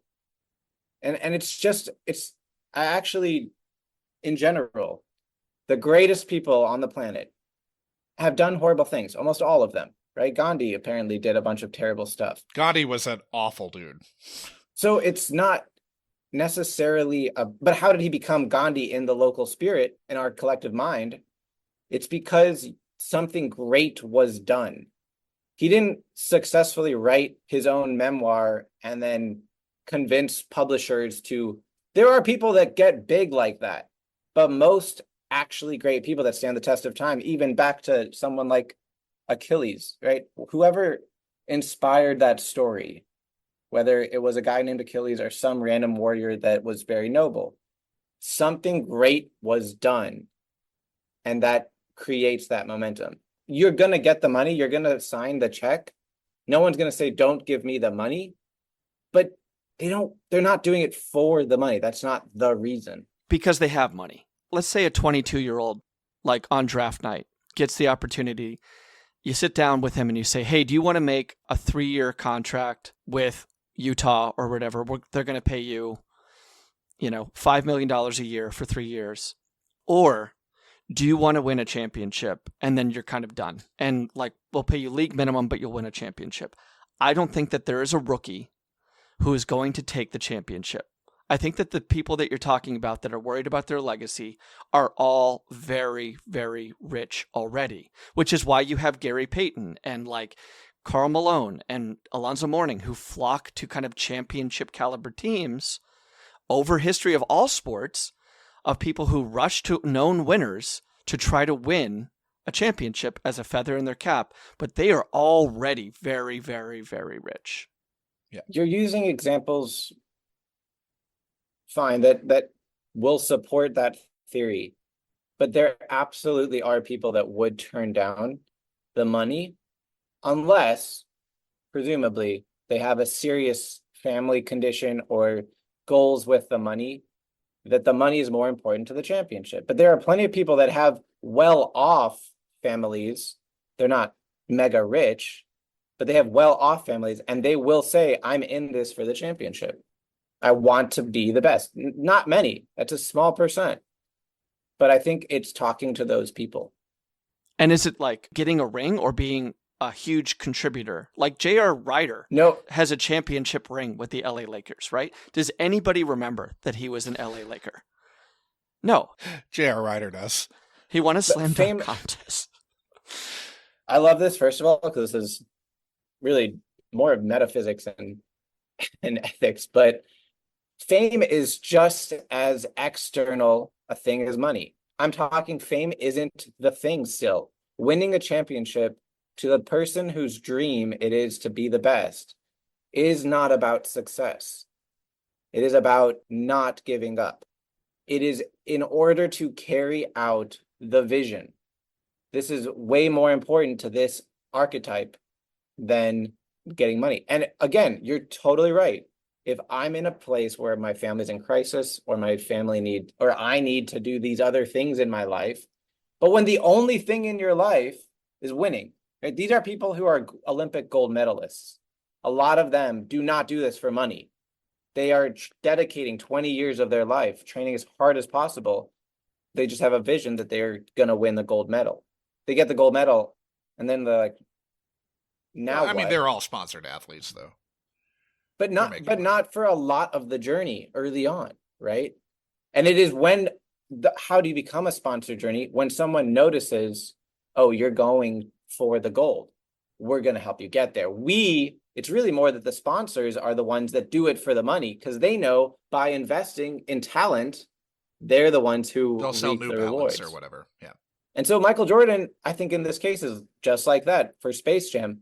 I don't think Pitka is trying to make money he's obviously trying to make money, but he's making a piece that he's going to be proud of. It wasn't thrown together. It was a fun project. I throw back to the Pitka quote from 2016? I thought the first Space Jam was a silly idea. I don't know how it could become a movie, but it did. I really am curious, though, where that soundbite is from. It's from a 2016 Entertainment Weekly piece about Space Jam on his 20th anniversary. No, totally. And he's a serious artist guy in his head. He's a serious artist. And it was a silly idea. I'm not hearing, I don't know how I made it a movie.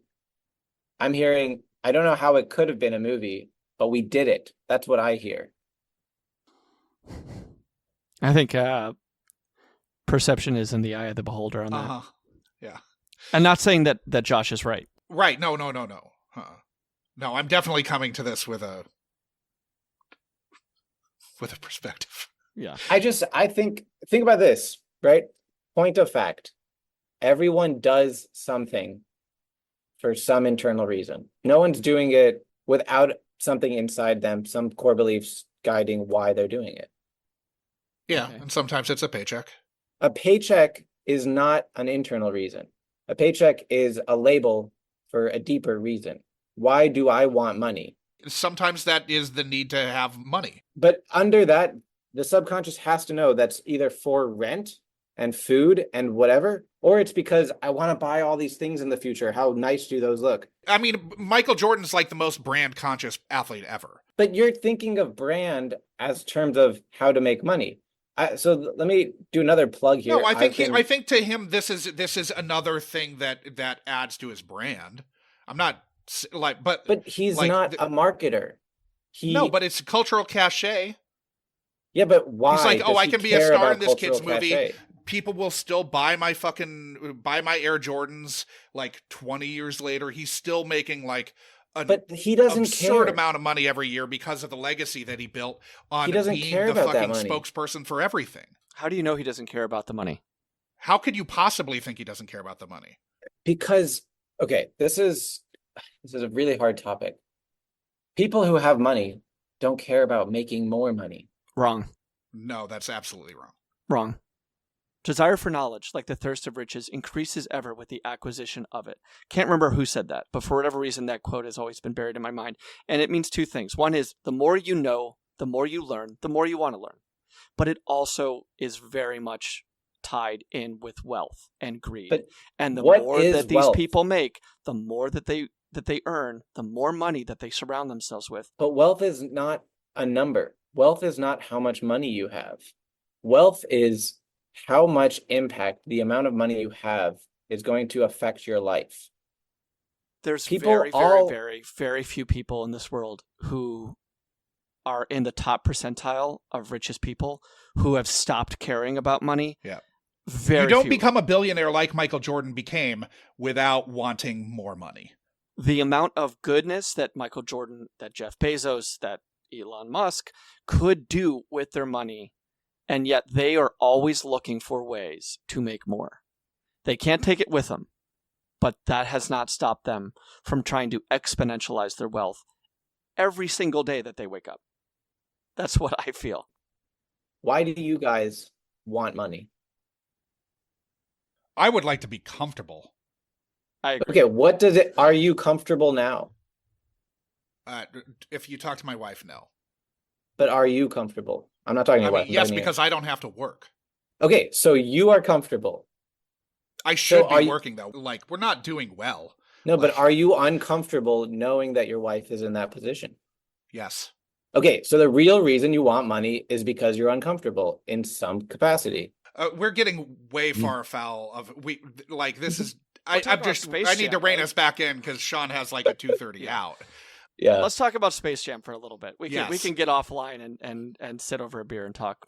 we should. So throwing to the last clip, when I asked, "Do you think you'll still unabashedly love Space Jam?" you answered. I'm curious to see what you guys point out that makes me maybe cringe about it. That's what we're here for, man. But like, I can picture. I remember the whole movie. I believe I do. I think the cringiest part is the baseball scene when Michael Jordan plays baseball, and the guy who plays Newman. I don't know his real name from Seinfeld. Wayne Knight. Wayne Knight. His character, upon analysis, I'm sure is really cringy, but upon watching is fantastic. I mean, it's a great character. I wouldn't say he's cringy at all. No, I thought he was fantastic. It's a good performance. I think it's a good performance. I think Wayne Knight does exactly what you're paying him to do in this. Like most of his roles. I think, yeah, like in most of his roles, for just a few minutes of real screen time, he's incredibly impressionable. Do you feel like your view of Space Jam's been altered at all? By rewatching, I would say it was reinforced. Yeah. Reinforced, okay. By It's talking fortified. to you guys, it gave me a new perspective on how many people.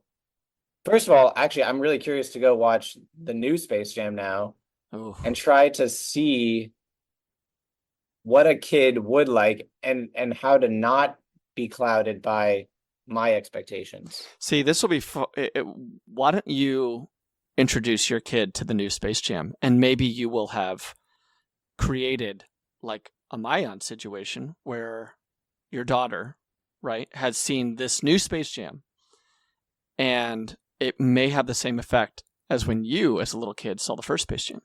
I'm happy to do that, but honestly, it's already happened. When I first watched Moana, I just really didn't care about it. My daughter is obsessed with it. It's the only thing she talks about. I've watched it 20 times. But when I rewatched it for the first time with my family, with her, I thought it was perfect. And I was like, how did I miss this? How did I miss the perfect film? Yeah. By You didn't have a way in. Yeah. Now, Sean, you said that Maayan's enthusiasm for Space Jam made you excited to see it. Did his joie de jam set your expectations in a realistic realm? I mean, no, but that's only because Maayan is new to me, right?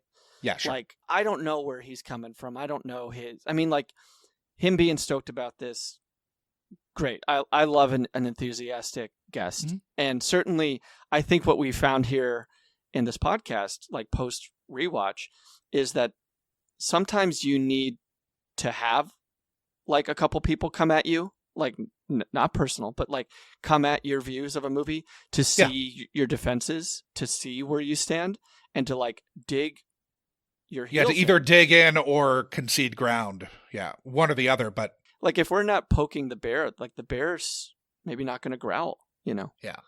I like the experiment. We're not doing this to play contrarian. Right. Oftentimes, you know, we are very much in alignment with our guests. It is Ryan Seacrest here. There was a recent social media trend which consisted of flying on a plane with no music, no movies, no entertainment. But a better trend would be going to ChumbaCasino.com. It's like having a mini social casino in your pocket. Chumba Casino has over 100 online casino-style games, all absolutely free. It's the most fun you can have online and on a plane. So grab your free welcome bonus now at ChumbaCasino.com. Sponsored by Chumba Casino. No purchase necessary. VGW Group. Void where prohibited by law. 21 plus. Terms and conditions apply. But there was a reason, though. There had to have been something that I knew when this movie came out. Being an NBA fan when this came out, that I knew that this might not speak to me. I don't know what it was. It was probably something in the trailer. Did you go to Blue Chips? Did you see that in the theater? I definitely saw Blue Chips. Same. That's a college basketball movie, right? But that was sort of speaking more to, I think, where we were at within our relationship to basketball at the time. Yeah, and I don't think I have no real affinity for Blue Chips. No. But it says like what sort of basketball movie we were looking for. Yeah. At the time that Space Jam. Exactly. There was probably something in me that was like, this movie is not made for me. Right. This movie is not made for somebody my age, maybe. This movie is made for kind of kids. Which is fine. I mean, I don't expect every movie to be made for me. And maybe there was some self-preservation thing too, where it's like, I don't want to see the NBA kind of through the prism of this Looney Tunes world in much the same way that a few years earlier, very much a Nintendo kid, I did not want to see the Mario Brothers movie. Right. I did not want to see something reduced to wide audiences that I liked, that I was protective of. I mean, that's probably getting into some psychoanalytical shit with me. Right. So, moving on to picking up the scraps, is there anything we've missed that anybody wants to talk about? I mean, real quick, the music is ridiculous that we begin and end with R. Kelly.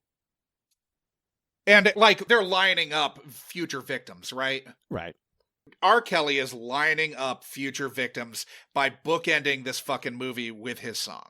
We have Pump Up the Jam. We have the Seal version of Fly Like an Eagle, the Steve Miller song. We have Hoop There It Is, of course. But, like, it is such a pulse reading of where we were musically in the mid-90s when you just look at the soundtrack to this sucker. Yeah. And, I mean, this movie is not going to go with, like, Oasis and, you know, the sort of British invasion of the 90s or anything like that. That's obviously not what this movie's like target audience is. But yeah, it's very of the time in a way that I don't think either of us who lived through it look back fondly at. I've mentioned that they drew breasts in for Lola Bunny. Okay, just making sure.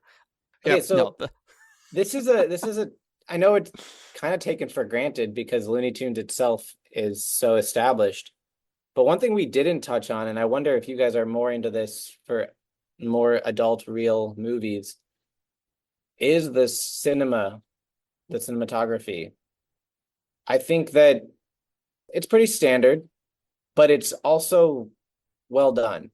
It's not like a crappy quality movie. It at least competes with public Hollywood movies as opposed to like bad movies that just like, how did this, oh my God, I don't know what you guys thought about Detective Pikachu, but like I couldn't watch that cinematographically. It was so...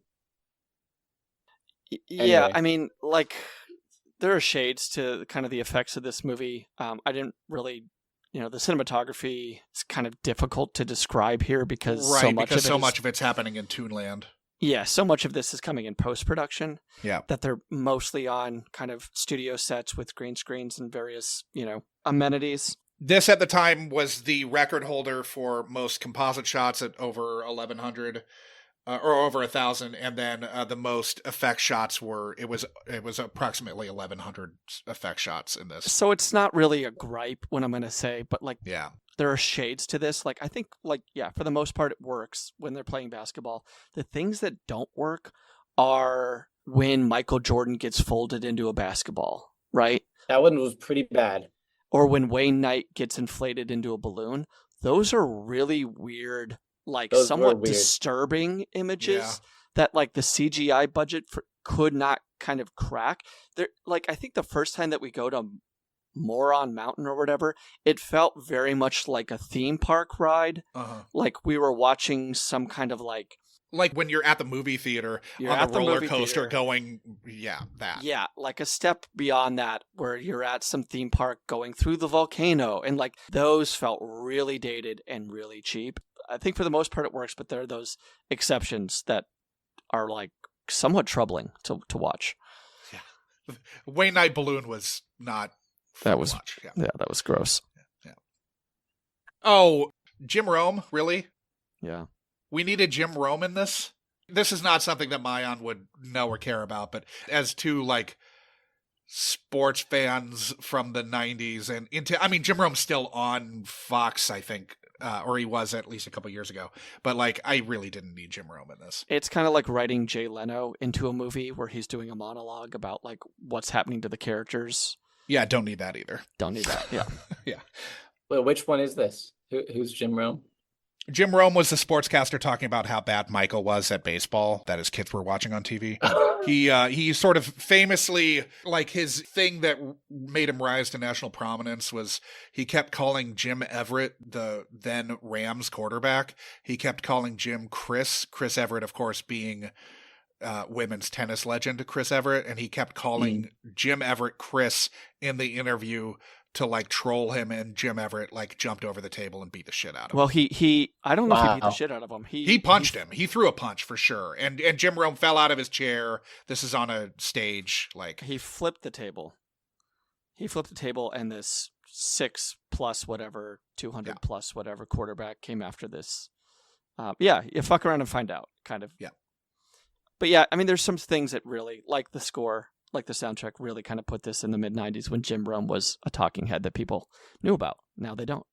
Okay, so major gripes, starting with our guest, if he has one. Maybe he doesn't. Let's see, major gripes with the movie. I mean, if I were to compare it to what it could be, it has a lot of room to grow.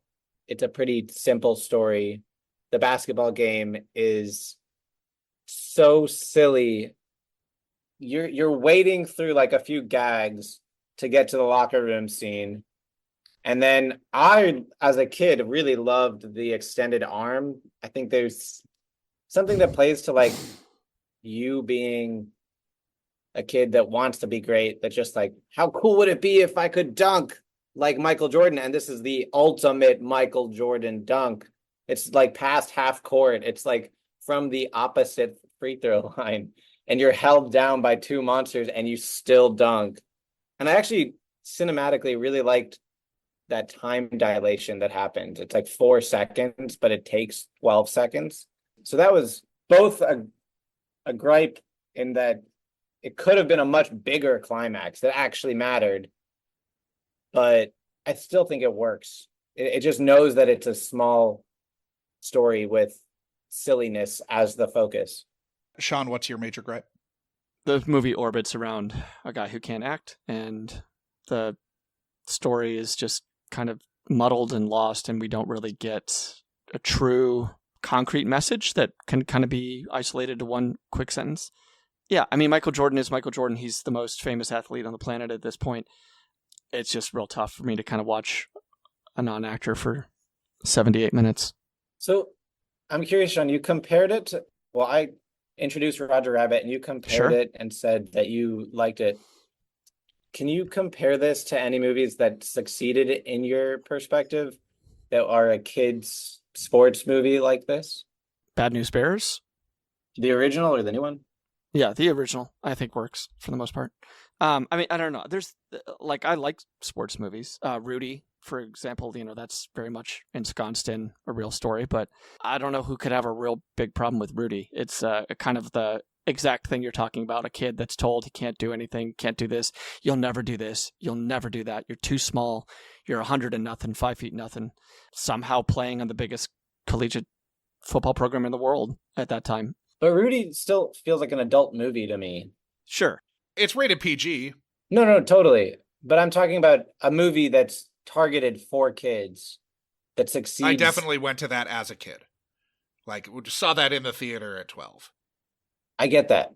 But I think the target audience is absolutely like is going for the PG rating, the target audience is kids. I mean, it's not dealing with kids as the like athlete necessarily, but like every kid that went to that movie grew up watching that kid, Rudy, in Goonies, and I don't think most people are going to that movie without like a relationship to Sean Astin. See, but I think even right now you're talking as like an 11, 12, maybe older year old. No. I'm talking as the kid who that movie was targeted to. But how old of a kid? I'm talking about like 5 and 6 year old movies that succeed at the level that Space Jam failed. So I think Bad News Bears is actually good. Like movies that are centered around 5 and 6 year olds? No, that are targeted towards 5 and 6 year olds? Yeah. Because like the Monstars is not for adults, right? Those are such crazy characters. Those are for kids. There's nothing about them that we like. I would even say like this movie is probably maybe a little too scary for 5 and 6 year olds, depending on your kid. I mean, this movie's but made this is definitely sub teens. Yeah, 8 to 12, easy. Yeah, I mean, I don't have a list of cinema in front of me, but like, you know, most Disney movies over time, I think, are successful. A lot of cartoons are successful. Pixar, I think, is successful pretty categorically. I mean, I have my nitpicks, but yeah, I think a lot of that stuff works. Sean's a huge Cars fan. Huge. Okay, I'll abstain. Yeah, I mean, the fact that here's something that like you can put kids in movies, and this is what parents will say a lot. They'll say like, I like this show that my kid watches because they write enough stuff for the adults. Like Bluey. Or like, yeah, there's like, I don't think any parent is going to like defend to the death Cocomelon or whatever the hell that show's called, right? Ugh. That is like baseline reptile brain. This is what your kid wants over and over and over again. This kind of droning language, this type of like sing-songiness in the voice, the repetition of that show. I think that like is actually worse for kids than just throwing them into like something that is beyond their comprehension that they have to level up to understand. Like have them watch The Muppets. Muppets. There we go. There's an example. That's a perfect example. That's made for kids. I'll watch The Muppets all fucking day long. If I watch a Muppets movie I haven't seen, I have a similar reaction that you guys had to Space Jam now. If I watch a Muppets movie I watched when I was a kid, it's the same as Space Jam. They're equal to me. They're both genius the whole way through. Mm-hmm. Yeah, and I think that type of stuff that is maybe at least going into production, they're like, this is going to be mostly for kids, but they write enough stuff for the adults. You know, like the stuff that for adults here are like, what, a Pulp Fiction joke? Yeah, what the fuck? Like, that's kind of out of nowhere. And then it's just references to fucking commercials. Yeah, there's like a strange, hyper-referential, very cultural mid-90s. That is a timestamp. And also, like, you know, we could talk about, like, if you were to make this movie today, what you couldn't get away with. Well, okay, let me get my major gripe out of the way real fast. Go. I hate this movie. It's fucking bad. It's just bad. It's not a movie. Like, my problem with this movie is that it's not a fucking movie. It's a series of vignettes that are cobbled together to be in the form of a movie in terms of runtime, but that is fucking it. Okay, go. Josh is also madder than me because he had to watch this for another podcast. Yes. This is not a single ounce different than the reason Josh doesn't like the Beatles. No, I can at least admit that the Beatles are like, I don't know, good musicians. They're not for me. I think it's all about ideology. You think that there's a consensus that Space Jam is a good film? I don't think there is. No, I think that there is a difference here because there is a pretty big consensus that the Beatles are one of the greatest rock bands of all time. I'm actually a huge Beatle fan. This is where Josh and I disagree. But I know that Josh has a problem with the Beatles. I know that Josh, like... I tried to give them another chance in like 2016. I listened to the whole catalog and that's a mistake. Yeah, you don't need to listen to Yellow Submarine at all. But yeah, let's not go. But this isn't about the Beatles. No, that's another podcast. It should be though. It shouldn't. Saving Graces. I mean, can we do real quick? Saving Graces. Yes. Or is this movie fixable for today? I mean, they tried to do it, right? Like, yeah, and Maayan said it didn't work, and I'm never going to see it, so I don't know. Well, also, I do think that it does rely on being youthful and into that icon. I'm not a LeBron James fan. I like LeBron James. I enjoy watching him watch. Yeah, I don't need to see LeBron James acting ever. Yeah. I would be really, really surprised if you made this movie for today, whether it's the new Space Jam or whether it's the next Space Jam, if Yosemite Sam flashes a gun on the court like he did in this. Pulls a Last Boy Scout. It was really funny. It was a very quick scene. I mean, there's a scene where Marvin the Martian shoots his laser gun through Sylvester, but there is a moment where Yosemite Sam's playing defense and he's just wildly swinging a revolver in the air. I'd be lying if I said that didn't make me laugh. Okay, Maayan, what's your favorite moment of the film or element? Yeah, my favorite moment is the takeaway of Michael's secret stuff. And I actually think that there's a cool kind of commentary on why Michael is great. And that is, there's nothing special about Michael Jordan. What makes him special is when he drinks water, he believes it's special, right? When he's on the basketball court, what makes him Michael Jordan is he believes he'll win. It doesn't matter if it's true or not. It's the belief that makes all of the people. Delusional psychosis. I really loved that Bugs Bunny is such a psychological expert on marketing that when Michael Jordan is giving a talk and Bugs Bunny knows this isn't going to work, but I know it will work. And he goes, and this is what Pitka is, right? Because as a commercial, that's what it is. Director, yeah. I go get normal stuff. I prey on the pain point, and then I just throw a crappy label over it, but it's the right words. And then I show a desired result that none of them will actually get, but it inspires them to actually win the game.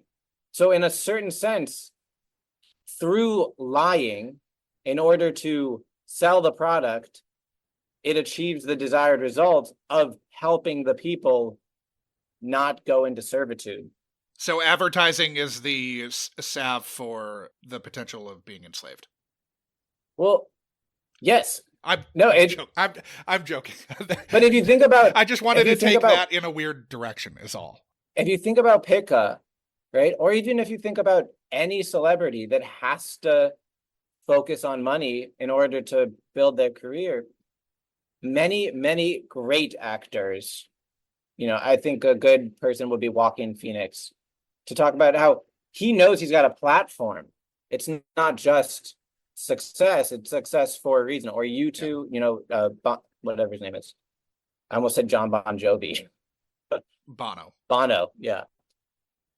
So I think there's something really special in this movie, which is that it is a bunch of people who know they're in a world where you have to fight in order to win and you have to pull strings in order to win. But if you have a dream, it is going to make you win, and it is going to inspire people. Sean, what's yours? Well, Josh, you said earlier that one of Michael Jordan's best moments was his halftime pep talk. In keeping with that, they probably should have written a scene where he's like cussing out Foghorn Leghorn on the court. Yeah. Like really angrily. Trash the way talking. That, the way that he would like yell at Rodman or something. Yeah. I don't know, man. I did think it was kind of a nice joke when the other NBA stars encountered the best fortune teller in cinema history. And they couldn't believe her at all. She told them exactly what she was seeing. I mean, there's a good joke right there, right? Like, sure, you could have done a lot more with that kind of stuff. But really, I mean, I said it kind of at the start of this thing. Wile E. Coyote walking across a tightrope with an anvil, gets down, drops the anvil, looks at the camera a second before the spring, but before the springiness of the bungee kind of retracts. I mean, that's a gold joke. I will laugh about that in my 40s. I will laugh about that as a 5-year-old. I will laugh about that in my 80s. I did not laugh at this other joke nearly as much back in the day. I think I was like, what is he saying? But when he's digging the hole, Newman, And the guy goes, "What are you doing?" He goes, "I'm fixing a divot." Yeah. Which isn't the joke. That's not the joke. The joke is that the other guy turns around, walks away, and is happy with that explanation. And he goes, "He's fixing a divot." Yeah, you definitely want a divot-less golf course, especially a green. Yeah. As a paid member. Josh? All right, my favorite moment is Bill Murray wearing a St. Paul Saints hat, which I'm wearing a home alternate St. Paul Saints hat right now. Yeah, that's a homer pick right there. He used to be part owner of the St. Paul Saints. You could argue that Bill Murray is advertising in this movie because he is. He definitely is. He is hawking something that he has ownership of. Maybe another core memory for me that I haven't shared yet that this movie definitely attaches to is that I met Bill Murray at a basketball game for the NCAA 2004 championship in St. Louis. Okay. And I shook his hand, and I was tiny. I think I was 11 or 12. And I said, "You're Bill Murray," just like shocked. And he goes, or I go, "Hello, Bill Murray." He goes, "Hello, muscles," because I was tiny. And I just like, hold on. Bill Murray made a joke at my expense. Mm-hmm. I exist in the world of Bill Murray. Right on. Yeah. I mean, that's a fun, formative experience. Yeah. And he's from your favorite movie or one of your favorite movies. It feels like it's your favorite movie, having sat here for the last hour, 2 hours. Has it only been that long? The truth is, okay. Any movie that you'll find that I like, I will talk about at this level and defend it with my life. Yeah, and you probably won't have to defend every one of them. I mean, there was others on your list that Josh and I probably liked. I won't have to defend them from you, but I've defended them from a number of people. Lord of the Rings. Fantastic. Maayan, sometimes we'll be on your defense. You know what I mean? Yes, good. Yeah, not this time though. Okay, so Maayan, you returned to Space Jam, pretty confident that it'd hold up. Did you come out of this recording hating Michael Jordan? Oh no. Okay. I think you guys could have shared a lot more details that made me not be as impressed with him. But I mean, we don't need to go into The Last Dance. Watch it. It's worth the watch. I'll watch it. Yeah, it's really good. Okay, so before we say goodbye to listeners at home, where can they find you, Maayan? I live here in California. Online. Online. You can find me on Instagram at coach_mayonnaise and on TikTok at o.maayan.o. Well, Maayan. Hoop, there it is. Thank you for subjecting your childhood to the scrutiny of the Unkind Rewind. It's time to bounce out. Yeah. Should I do a backflip on my way out? Yeah. Make sure it's on camera. Yeah, let me go first. Oh man, I would need so much PT just to do that. Yeah. All right, thanks, Maayan. Thanks, buddy. That was great. Thank you guys. That was fun. It was fun hearing from a real Space Jam stan. Yes. I'm gonna have to go find more and increase our numbers. Well, you're making them. My worldview right now is that 33.33% of the population likes Space Jam. I'm gonna need to go up my percentage. We might not even disagree on that number, but it doesn't mean that they're right. No, yeah. All right, thanks, Maayan. Thanks, pal. Thank you, guys. All right. You've just listened to another installment of the Unkind Rewind podcast, mining and potentially ruining your childhood for content, one film at a time.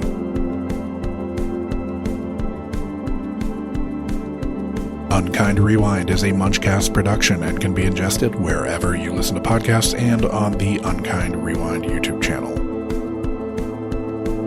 Music for this and every other episode of Unkind Rewind was composed by Divorcio Suave. Rate, review, like, and subscribe to Unkind Rewind on Apple Podcasts, YouTube, Spotify, and Good Pods. Links to all our social media accounts are in our show notes, but you'll find us as at Unkind Rewind Pod on nearly every social media platform, all of which are available at our website, unkindrewind.com. If you have a question, concern, complaint, or feedback, you can email the podcast at unkindrewindpod@gmail.com or call into our call-in line, area code 507-479-6440, and leave a message that can be played on air. Fans should join the Munchcast Discord to discuss this or any other episode of the Unkind Rewind with like-minded people. This dialogue may just make it into a future episode of the pod. The Unkind Rewind Patreon will be coming soon, so start squirreling that pocket change away. Thank you for listening to another Unkind Rewind.